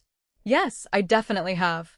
Now, you say that the deceased was hit by 6 different projectiles, right shoulder almost completely severed, right lung and right ribs blown out of the chest, spleen and kidneys so intermingled as to be practically one, and left leg severed by complete shattering of the left pelvis and hip joint? That's right. I picked up the 20mm auto rifle. It weighed a good 60 pounds from the table, and asked him if this weapon could have inflicted such wounds. He agreed that it both could and had. This the usual type of weapon used in your New Texas political liquidations? I asked. Certainly not. The usual weapons are pistols, sometimes a hunting rifle or a shotgun. I asked the same question when I cross-examined the ballistics witness. Is this the usual type of weapon used in your New Texas political liquidations? No, not at all. That's a very expensive weapon, Mr. Ambassador. Wasn't even manufactured on this planet, made by the Zesroff star cluster. A weapon like that sells for 500-600 pesos. It's used for shooting really big game supermastodon and things like that. And, of course, for combat. It seems, I remarked, that the defense is overlooking an obvious point there. I doubt if these 3 defendants ever, in all their lives, had among them the price of such a weapon. That, of course, brought Sidney to his feet, sputtering objections to this attempt to disparage the honest poverty of his clients, which only helped to call attention to the point. Then the prosecution called in a witness named David Crockett Longfellow. I'd met him at the Hickok Ranch. He was Hickok's butler. He limped from an old injury which had retired him from work on the range. He was sworn in and testified to his name and occupation. Do you know these 3 defendants? Goodam asked him. Yeah. I even marked one of them for future identification, Longfellow replied. Sidney was up at once, shouting objections.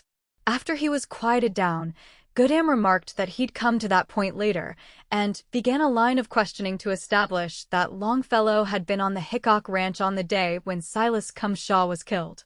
Now, Goodam said, will you relate to the court the matters of interest which came to your personal observation on that day? Longfellow began his story. At about 0900, I was dustin' up and straightenin' things in the library, while the colonel was at his desk. All of a sudden, he said to me, "Davy, suppose you call the Solar Embassy and see if Mr. Cumshaw is doing anything today. If he isn't, ask him if he wants to come out." I was working right beside the telescreen. So I called the Solar League Embassy. Mr. Thrombly took the call, and I asked him was Mr. Cumshaw around. By this time, the colonel got through with what he was doing at the desk and came over to the screen. I went back to my work, but I heard the colonel askin Mr. Cumshaw could he come out for the day, and Mr. Cumshaw saying, yes, he could, he'd be out by about 10:30.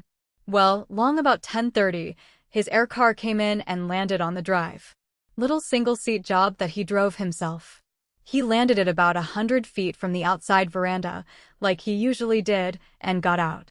Then, this other car came dropping in from outta nowhere. I didn't pay it much attention, thought it might be one of the other ambassadors that Mr. Cumshaw brung along. But Mr. Cumshaw turned around and looked at it, and then he started to run for the veranda. I was standin' in the doorway when I seen him startin' to run. I jumped out on the porch, quick-like, and pulled my gun, and then this auto rifle begun firin' out of the other car. There was only 8 or 10 shots fired from this car, but most of them hit Mr. Cumshaw. Goodham waited a few moments. Longfellow's voice had choked, and there was a twitching about his face, as though he were trying to suppress tears. "Now, Mr. Longfellow," Goodham said, "did you recognize the people who were in the car from which the shots came?" "Yeah. Like I said, I cut a mark on one of them. That one there, Jackie Abe Bonney. He was handlin' the gun, and from where I was, he had his left side to me. I was tryin' for his head, but I always overshoot, so I have the habit of holdin' low. This time I held too low." He looked at Jackie in coldly poisonous hatred. "I'll be sorry about that as long as I live." "And who else was in the car?" "The other 2 curs out of the same litter, Switchblade and Turkey Buzzard, over there." Further questioning revealed that Longfellow had had no direct knowledge of the pursuit or the siege of the jail in Bonneville. Colonel Hickok had taken personal command of that and had left Longfellow behind to call the Solar League Embassy and the Rangers. He had made no attempt to move the body, but had left it lying in the driveway until the doctor and the Rangers arrived. Goodham went to the middle table and picked up a heavy automatic pistol. I call the court's attention to this pistol. It is an 11mm automatic, manufactured by the Colt Firearms Company of New Texas, a licensed subsidiary of the Colt Firearms Company of Terra. He handed it to Longfellow. "Do you know this pistol?" he asked. Longfellow was almost insulted by the question. Of course, he knew his own pistol. He recited the serial number and pointed to different scars and scratches on the weapon, telling how they had been acquired. The court accepts that Mr. Longfellow knows his own weapon, Nelson said. "I assume that this is the weapon with which you claim to have shot Jackie Abe Bonney?" It was, although Longfellow resented the qualification. "That's all." "Your witness, Mr. Sidney," Goodham said. Sidney began an immediate attack. Questioning Longfellow's eyesight, intelligence, honesty, and integrity, he tried to show personal enmity toward the Bonnies. He implied that Longfellow had been conspiring with Cumshaw to bring about the conquest of New Texas by the Solar League. The verbal exchange became so heated that both witness and attorney had to be admonished repeatedly from the bench. But at no point did Sidney shake Longfellow from his one fundamental statement, that the Bonney brothers had shot Silas Cumshaw and that he had shot Jackie Abe Bonney in the shoulder. When he was finished, I got up and took over. "Mr. Longfellow, you say that, Mr. Thrombly answered the screen at the Solar League Embassy," I began. "You know Mr. Thrombly?" "Sure, Mr. Silk. He's been out at the ranch with Mr. Cumshaw a lot of times." "Well, beside yourself and Colonel Hickok and Mr. Cumshaw and possibly Mr. Thrombly, who else knew that Mr. Cumshaw would be at the ranch at 10:30 on that morning?" "Nobody. But the aircar had obviously been waiting for Mr. Cumshaw. The Bonnies must have had advance knowledge." My questions made that point clear despite the obvious and reluctantly court-sustained objections from Mr. Sidney. "That will be all, Mr. Longfellow. Thank you. Any questions from anybody else?" There being none, Longfellow stepped down. It was then a few minutes before noon, so Judge Nelson recessed court for an hour and a half. In the afternoon, the surgeon who had treated Jackie Abe Bonnie's wounded shoulder testified, identifying the bullet which had been extracted from Bonnie's shoulder. A ballistics man from Ranger Crime Lab followed him to the stand and testified that it had been fired from Longfellow's Colt. Then Ranger Captain Nelson took the stand.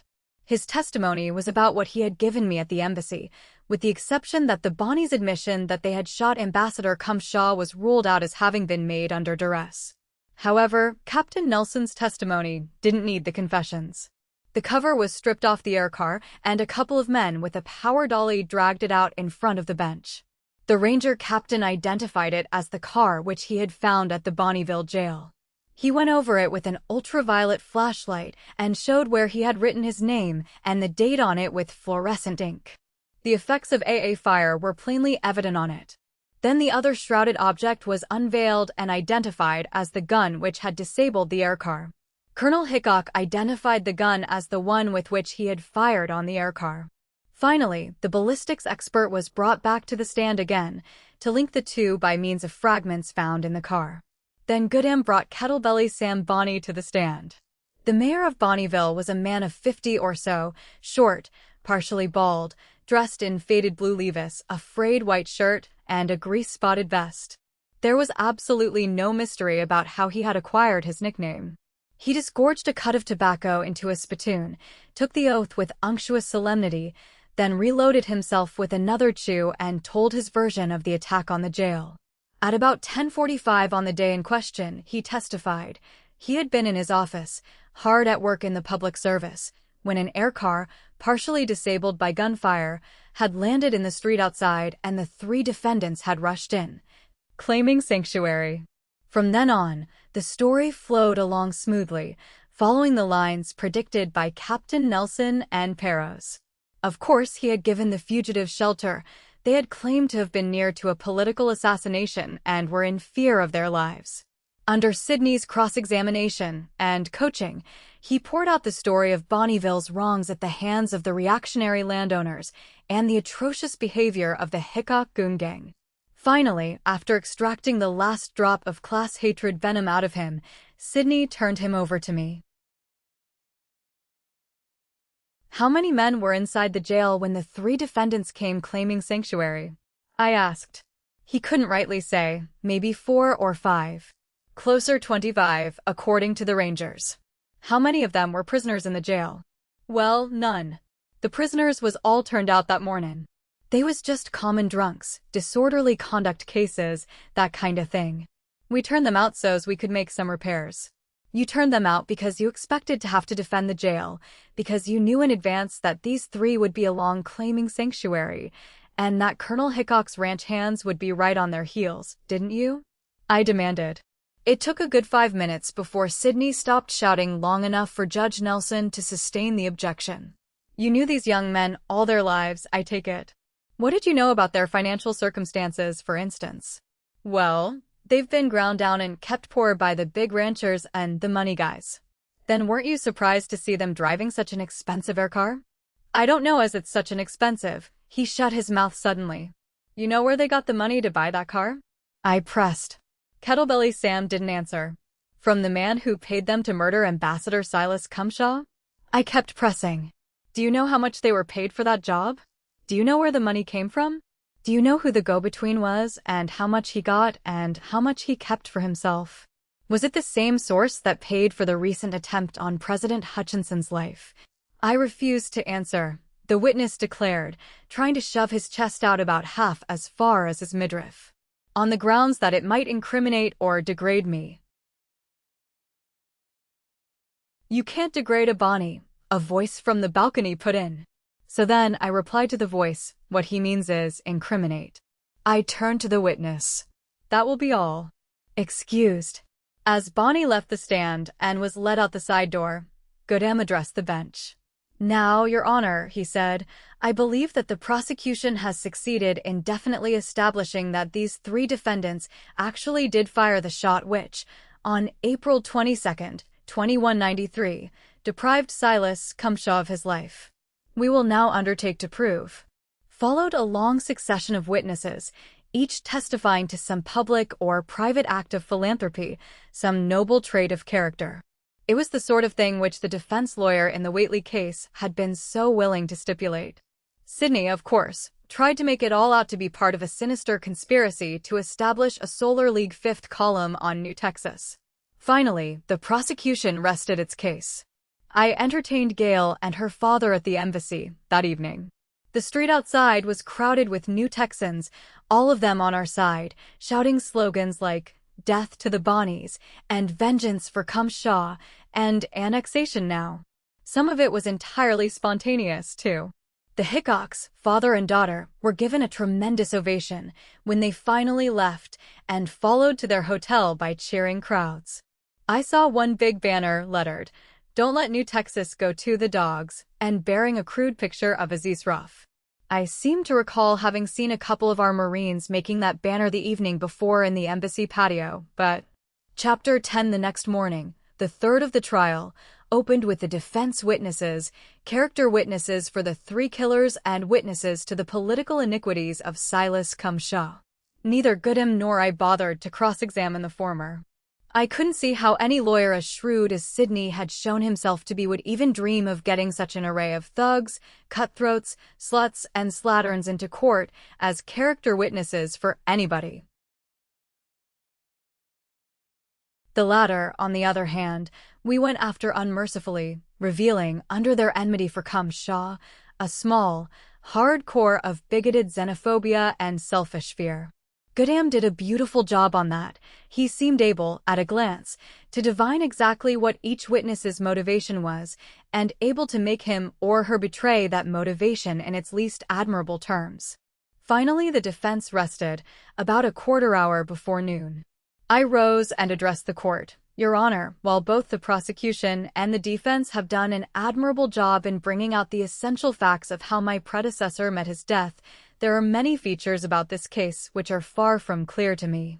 They will be even less clear to my government, which is composed of men who have never set foot on this planet. For this reason, I wish to call, or recall, certain witnesses to clarify these points." Sidney, who had begun shouting objections as soon as I had gotten to my feet, finally managed to get himself recognized by the court. "This Solar League ambassador, Your Honor, is simply trying to use the courts of the planet of New Texas as a sounding board for his imperialistic government's propaganda. You may reassure yourself, Mr. Sidney," Judge Nelson said. "This court will not allow itself to be improperly used, or improperly swayed, by the ambassador of the Solar League. This court is interested only in determining the facts regarding the case before it. You may call your witnesses, Mr. Ambassador." He glanced at his watch. "Court will now recess for an hour and a half. Can you have them here by 13:30? I assured him I could after glancing across the room at Ranger Captain Nelson and catching his nod. My first witness that afternoon was Thrombly. After the formalities of getting his name and connection with the Solar League embassy on the record, I asked him, "Mr. Thrombly, did you, on the morning of April 22nd, receive a call from the Hickok Ranch for Mr. Cumshaw?" "Yes, indeed, Mr. Ambassador. The call was from Mr. Longfellow, Colonel Hickok's butler. He asked if Mr. Cumshaw were available. It happened that Mr. Cumshaw was in the same room with me, and he came directly to the screen. Then Colonel Hickok appeared in the screen and inquired if Mr. Cumshaw could come out to the ranch for the day.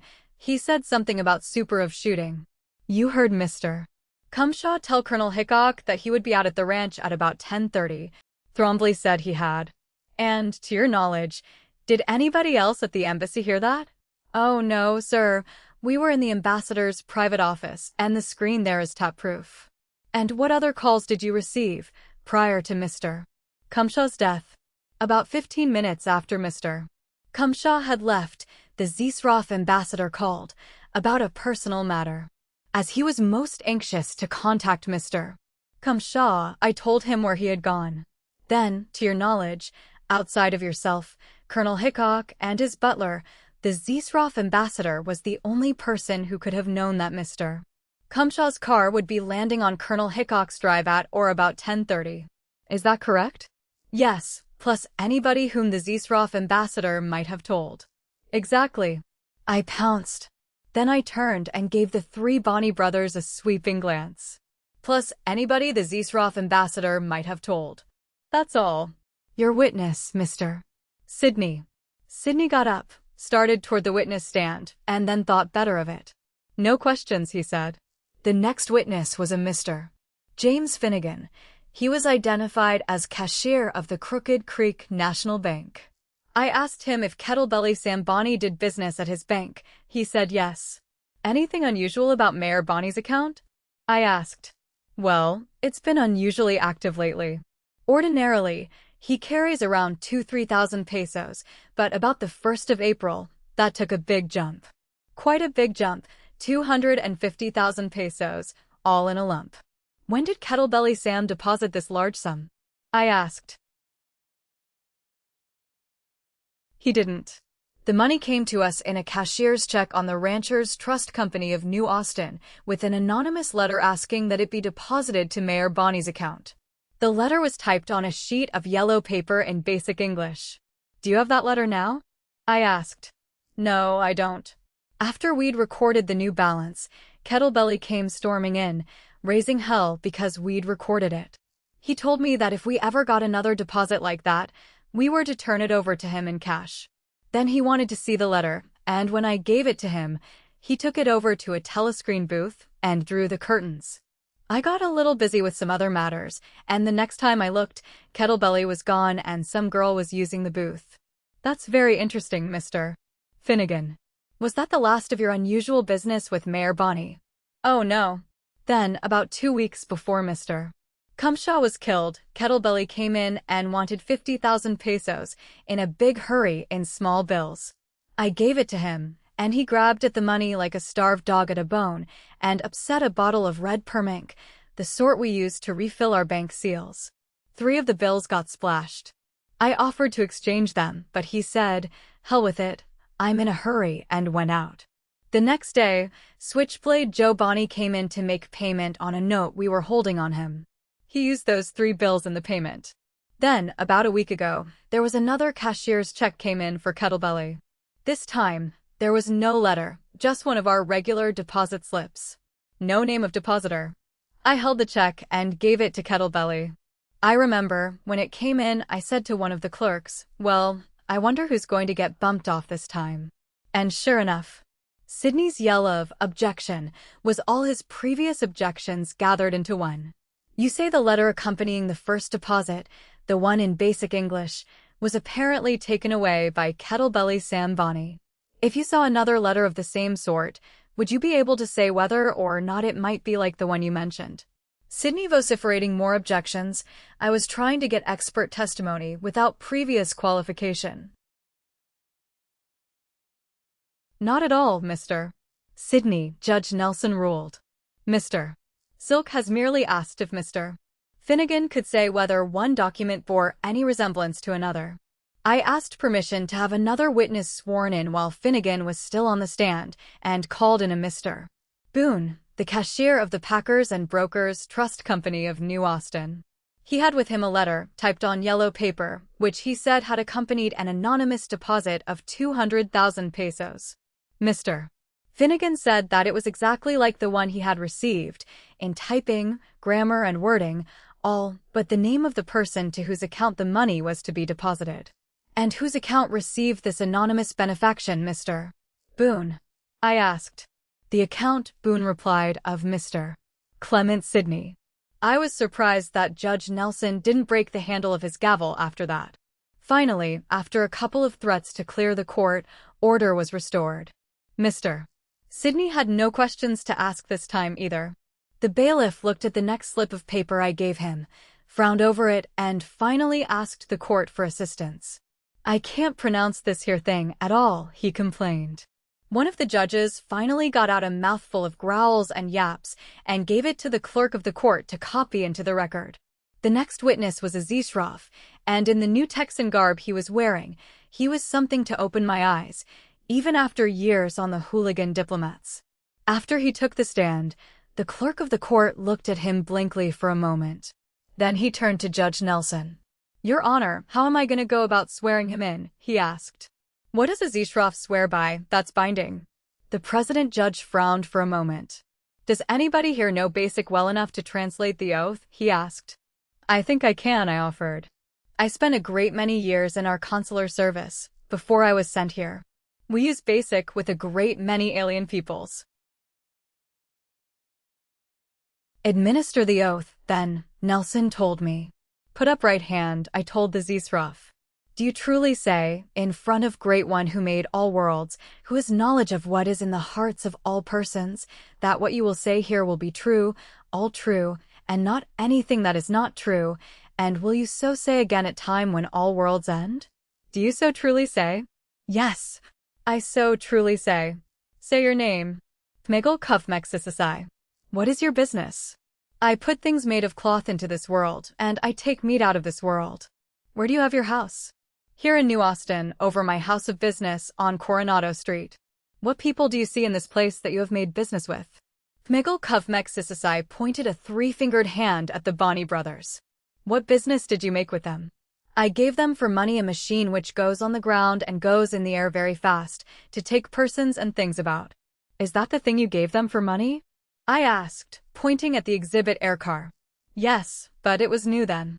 It has been made broken by things from guns now." "What money did they give you for the machine?" 100 pesos. That started another uproar. There wasn't a soul in that courtroom who didn't know that 5,000 pesos would have been a giveaway bargain. "Price for that car." "Mr. Ambassador," one of the associate judges interrupted. "I used to be in the used car business. Am I expected to believe that this being sold that air car for 100 pesos? Here's a notarized copy of the bill of sale from the Office of the Vehicles Registration Bureau," I said. "I introduce it as evidence." There was a disturbance at the back of the room, and then the Zishraf ambassador, Glafir Desptan Vavuvu, came stalking down the aisle, followed by a couple of rangers and 2 of his attachés. He came forward and addressed the court. "May you be happy, sir, but I am in here so quickly not because I have desire to make noise, but because it is only short time since it got in my knowledge that one of my persons is in this place. I am here to be of help to him that he not get in trouble, and to be of help to you. The name for what I am to do in this place is not part of my knowledge. Please say it for me." "You are a friend of the court," Judge Nelson told him. _amicus curiae _. "You make me happy. Please go on. I have no desire to put stop to what you do in this place. From what person did you get this machine that you gave to these persons for 100 pesos? I asked. Glafir immediately began barking and snarling and yelping at my witness. The dry goods importer looked startled, and Judge Nelson banged with his gavel. That's enough of that. There'll be nothing spoken in this court but English, except through an interpreter. Yow! I am sad that what I did was not right, the Zisraf ambassador replied contritely.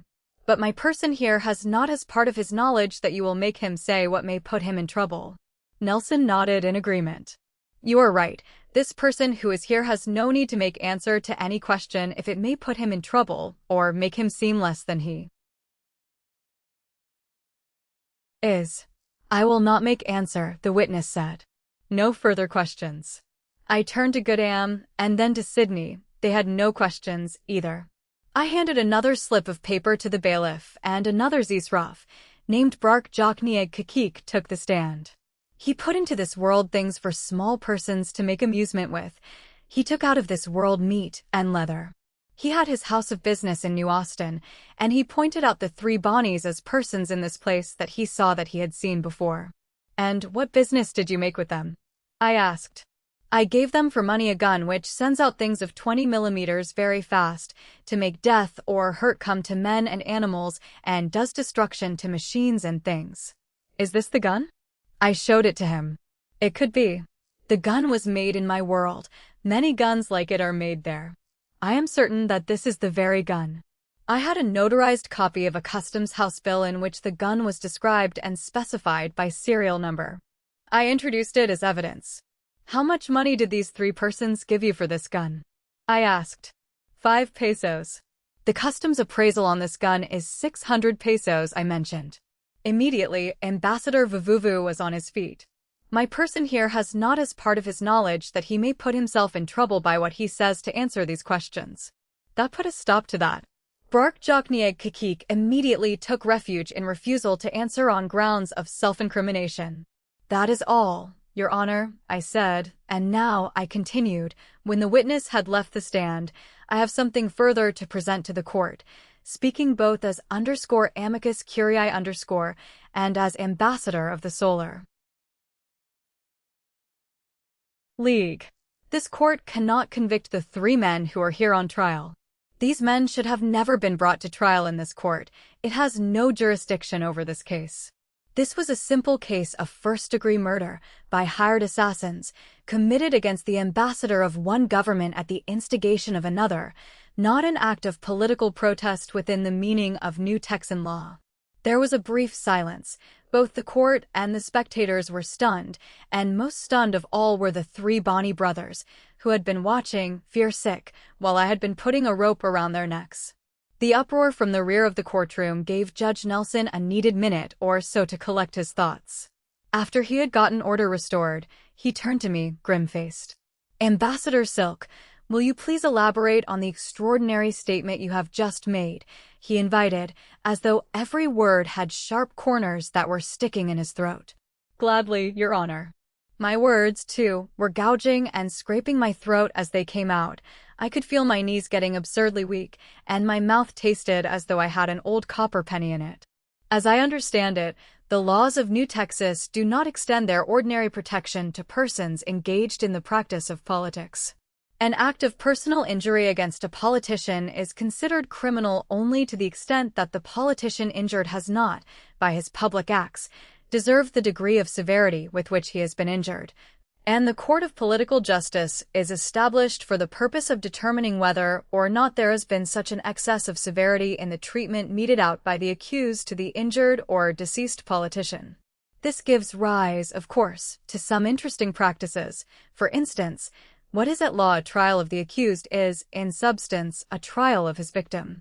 But in any case tried in this court, the accused must be a person who has injured or killed a man who is definable as a practicing politician under the government of New Texas. Speaking for my government, I must deny that these men should have been tried in this court for the murder of Silas Cumshaw.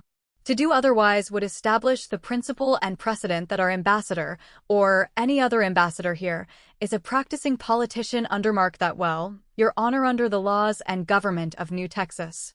This would not only make of any ambassador a permissible target for any marksman who happened to disapprove of the policies of another government, but more serious. It would place the ambassador and his government in a subordinate position relative to the government of New Texas. The government of the Solar League simply cannot tolerate, for reasons which it would be insulting to the intelligence of this court to enumerate. Mr. Silk, Judge Nelson said gravely. This court takes full cognizance of the force of your arguments. However, I'd like to know why you permitted this trial to run to this length before entering this objection.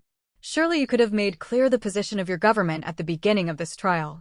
Your Honor, I said, had I done so, these defendants would have been released, and the facts behind their crime would have never come to light. I grant that the important function of this court is to determine questions of relative guilt and innocence. We must not lose sight, however, of the fact that the primary function of any court is to determine the truth, and only by the process of the trial of these depraved murderers for hire could the real author of the crime be uncovered. This was important, both for the government of the Solar League and the government of New Texas. My government now knows who procured the death of Silas Cumshaw, and we will take appropriate action. The government of New Texas has now had spelled out, in letters anyone can read, the fact that this beautiful planet is in truth _battleground_. Awareness of this may save New Texas from being the scene of a larger and more destructive battle. New Texas also knows who are its enemies and who can be counted upon to stand as its friends. Yes, Mr. Silk. Mr. Vuvuvu, I haven't heard any comment from you. No comment? Well, we'll have to close the court to consider this phase of the question. The black screen slid up, for the second time during the trial. There was silence for a moment, and then the room became a bubbling pot of sound. At least 6 fights broke out among the spectators within 3 minutes. The rangers and court bailiffs were busy restoring order. Gail Hickok, who had been sitting on the front row of the spectator seats, came running up while I was still receiving the congratulations of my fellow diplomats. "Stephen, how underscore could underscore you?" she demanded. "You know what you've done? You've gotten those murdering snakes turned loose." Andrew Jackson Hickok left the prosecution table and approached. "Mr. Silk, you've just secured the freedom of 3 men who murdered one of my best friends. Colonel Hickok, I believe I knew Silas Cumshaw before you did. He was one of my instructors at Dumbarton Oaks, and I have always had the deepest respect and admiration for him. But he taught me one thing, which you seem to have forgotten since you expatriated yourself, that in the diplomatic service, personal feelings don't count. The only thing of importance is the advancement of the policies of the Solar League. Silas and I were attaches together at the old embassy at Dramel, on Altar 2, Colonel Hickok said. What else he might have said was lost in the sudden exclamation as the black screen slid down. In front of Judge Nelson, I saw, there were 3 pistol belts and 3 pairs of automatics. Switchblade Joe Bonney, Jack High Abe Bonney, Turkey Buzzard Tom Bonney, together with your counsel, approach the court and hear the verdict, Judge Nelson said. The 3 defendants and their lawyer rose. The Bonnies were swaggering and laughing, but for a lawyer whose clients had just emerged from the shadow of the gallows, Sidney was looking remarkably unhappy. He probably had imagination enough to see what would be waiting for him outside. "It pains me inexpressibly," Judge Nelson said, "to inform you 3 that this court cannot convict you of the cowardly murder of that learned and honorable old man, Silas Cumshaw. Nor can you be brought to trial in any other court on New Texas again for that dastardly crime. Here are your weapons, which must be returned to you. Sort them out yourselves, because I won't dirty my fingers on them. And may you regret and feel shame for your despicable act as long as you live, which I hope won't be more than a few hours." With that, he used the end of his gavel to push the 3 belts off the bench and onto the floor at the Bonnies' feet. They stood laughing at him for a few moments, then stopped, picked the belts up, drew the pistols to check magazines and chambers, and then began slapping each other's backs and shouting jubilant congratulations at one another. Sidney's 2 assistants and some of his friends came up and began pumping Sidney's hands. "There," Gail flung at me.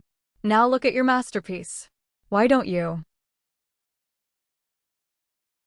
go up and congratulate him, too?" And with that, she slapped me across the face. It hurt like the devil. She was a lot stronger than I'd expected. In about 2 minutes, I told her, "You can apologize to me for that, or weep over my corpse. Right now, though, you'd better be getting behind something solid." Chapter 11. I turned and stepped forward to confront the Bonnies, mentally thanking Gail. Up until she'd slapped me, I'd been weak-kneed and dry-mouthed with what I had to do. Now I was just plain angry, and I found that I was thinking a lot more clearly. Jack High Bonnie's wounded left shoulder, I knew, wouldn't keep him from using his gun hand, but his shoulder muscles would be stiff enough to slow his draw.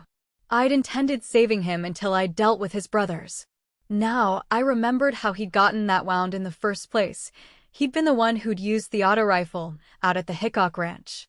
So I changed my plans and moved him up to top priority. "Hold it," I yelled at them. "You've been cleared of killing a politician, but you still have killing a Solar League ambassador to answer for. Now get your hands full of guns, if you don't want to die with them empty." The crowd of sympathizers and felicitators simply exploded away from the Bonney brothers. Out of the corner of my eye, I saw Sidney and a fat, blowsy woman with brass-colored hair as they both tried to dive under the Friends of the Court table at the same place. The Bonney brothers simply stood and stared at me, for an instant, unbelievingly, as I got my thumbs on the release studs of my belt. Judge Nelson's gavel was hammering, and he was shouting, "Court of Political Justice, Confederate Continent of New Texas is herewith adjourned. Reconvene. 0900 tomorrow. Underscore hit the floor. Underscore, damn. He means it." Switchblade Joe Bonney exclaimed. Then they all reached for their guns. They were still reaching when I pressed the studs, and the Kruptatas popped up into my hands, and I swung up my right-hand gun and shot Jack high through the head. After that, I just let my subconscious take over. I saw gun flames jump out at me from the Bonnie's weapons, and I felt my own pistols leap and writhe in my hands, but I don't believe I was aware of hearing the shots, not even from my own weapons. The whole thing probably lasted 5 seconds, but it seemed like 20 minutes to me. Then there was nobody shooting at me, and nobody for me to shoot at. The big room was silent, and I was aware that Judge Nelson and his 8 associates were rising cautiously from behind the bench. I holstered my left-hand gun, removed and replaced the magazine of the right-hand gun, then holstered it and reloaded the other one. Hadi Ringo and Francisco Perros and Commander Stonehenge were on their feet, their pistols drawn, covering the spectators' seats. Colonel Hickok had also drawn a pistol, and he was covering Sydney with it, occasionally moving the muzzle to the left to include the Zisrov ambassador and his 2 attachés. By this time, Nelson and the other 8 judges were in their seats, trying to look calm and judicial. "Your Honor," I said, "I fully realize that no judge likes to have his court turned into a shooting gallery. I can assure you, however, that my action here was not the result of any lack of respect for this court. It was pure necessity. Your Honor can see that my government could not permit this crime against its ambassador to pass unpunished." Judge Nelson nodded solemnly. "Court was adjourned when this little incident happened, Mr. Silk," he said. He leaned forward and looked to where the 3 Bonnie brothers were making a mess of blood on the floor. "I trust that nobody will construe my unofficial and personal comments here as establishing any legal precedent, and I wouldn't like to see this sort of thing become customary. But you did that all by yourself with those little bean hooters. Not bad at all, Mr. Silk." I thanked him, then turned to the Zisrov ambassador. I didn't bother putting my remarks into basic. He understood, as well as I did, what I was saying. "Look, Fido," I told him, "my government is quite well aware of the source from which the orders for the murder of my predecessor came. These men I just killed were only the tools. We're going to get the brains behind them, if we have to send every warship we own into the Zisrov star cluster and devastate every planet in it. We don't let dogs snap at us. And when they do, we don't kick them, we shoot them." That, of course, was not exactly striped pants diplomatic language. I wondered for a moment what Norman Gazarian, the protocol man, would think if he heard an ambassador calling another ambassador Fido. But it seemed to be the kind of language that Mr. Vuvu understood. He skinned back his upper lip at me and began snarling and growling. Then he turned on his hind paws and padded angrily down the aisle away from the front of the courtroom. The spectators around him and above him began barking, baying, yelping at him, tie a can to his tail. "Get for home, Bruno." Then somebody yelled, "Hey, look." Even his wristwatches blushing. That was perfectly true. Mr. Glafredestan Vuvuva's watch face, normally white, was now glowing a bright ruby red. I looked at Stonehenge and found him looking at me. It would be full dark in 4 or 5 hours. There ought to be something spectacular to see in the cloudless skies of Capella 4 tonight. Fleet Admiral Sir Rodney Tregaskis would see to that. From report of Space Commander Stonehenge to Secretary of Aggression, KLUNG. So the measures considered by yourself and Secretary of State Gopal Singh and Security Coordinator Natalenko, as transmitted to me by Mr. Hadi Ringo, were not, I am glad to say, needed. Ambassador Silk, alive, handled the thing much better than Ambassador Silk, dead, could possibly have. To confirm Sir Rodney Tregaskis' report from the tales of the few survivors, the Zisrov attack came as the ambassador had expected. They dropped out of hyperspace about 70 light minutes outside the Capella system, apparently in complete ignorance of the presence of our fleet. Have learned the entire fleet consisted of about 300 spaceships, and reports reaching here indicate that no more than 20 got back to Zisrov cluster. Naturally, the whole affair has had a profound influence, an influence to the benefit of the Solar League, on all shades of public opinion. As you properly assumed, Mr. Hadi Ringo is no longer with us.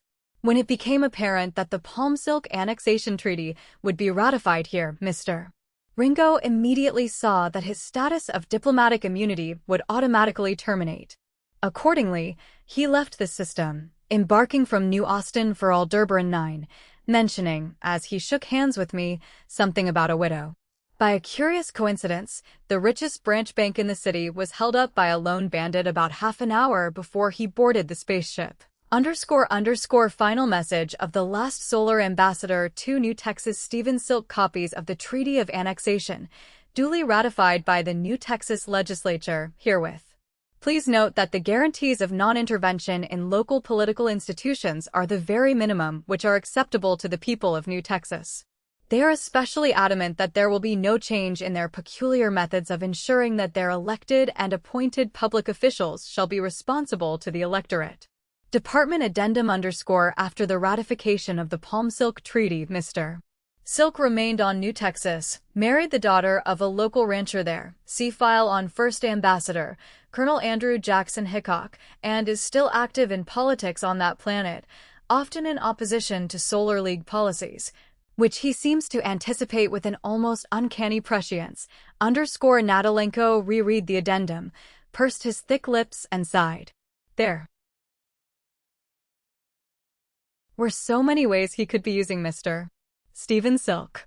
For example, he looked at the Tri-D star map, both usefully and beautifully decorating his walls over there, where haughty Ringo had gone, near Aldebaran 9. Those were twin planets, one apparently settled by the equivalent descendants of the Edwards, and the other inhabited by the children of a Jukes Kallikak union. Even the Solar League ambassadors there had taken the viewpoints of the planets to whom they were accredited, instead of the all-embracing view which their training should have given them. Curious problem. And how would Stephen Silk have handled it? The security coordinator scrawled a note comprehensible only to himself.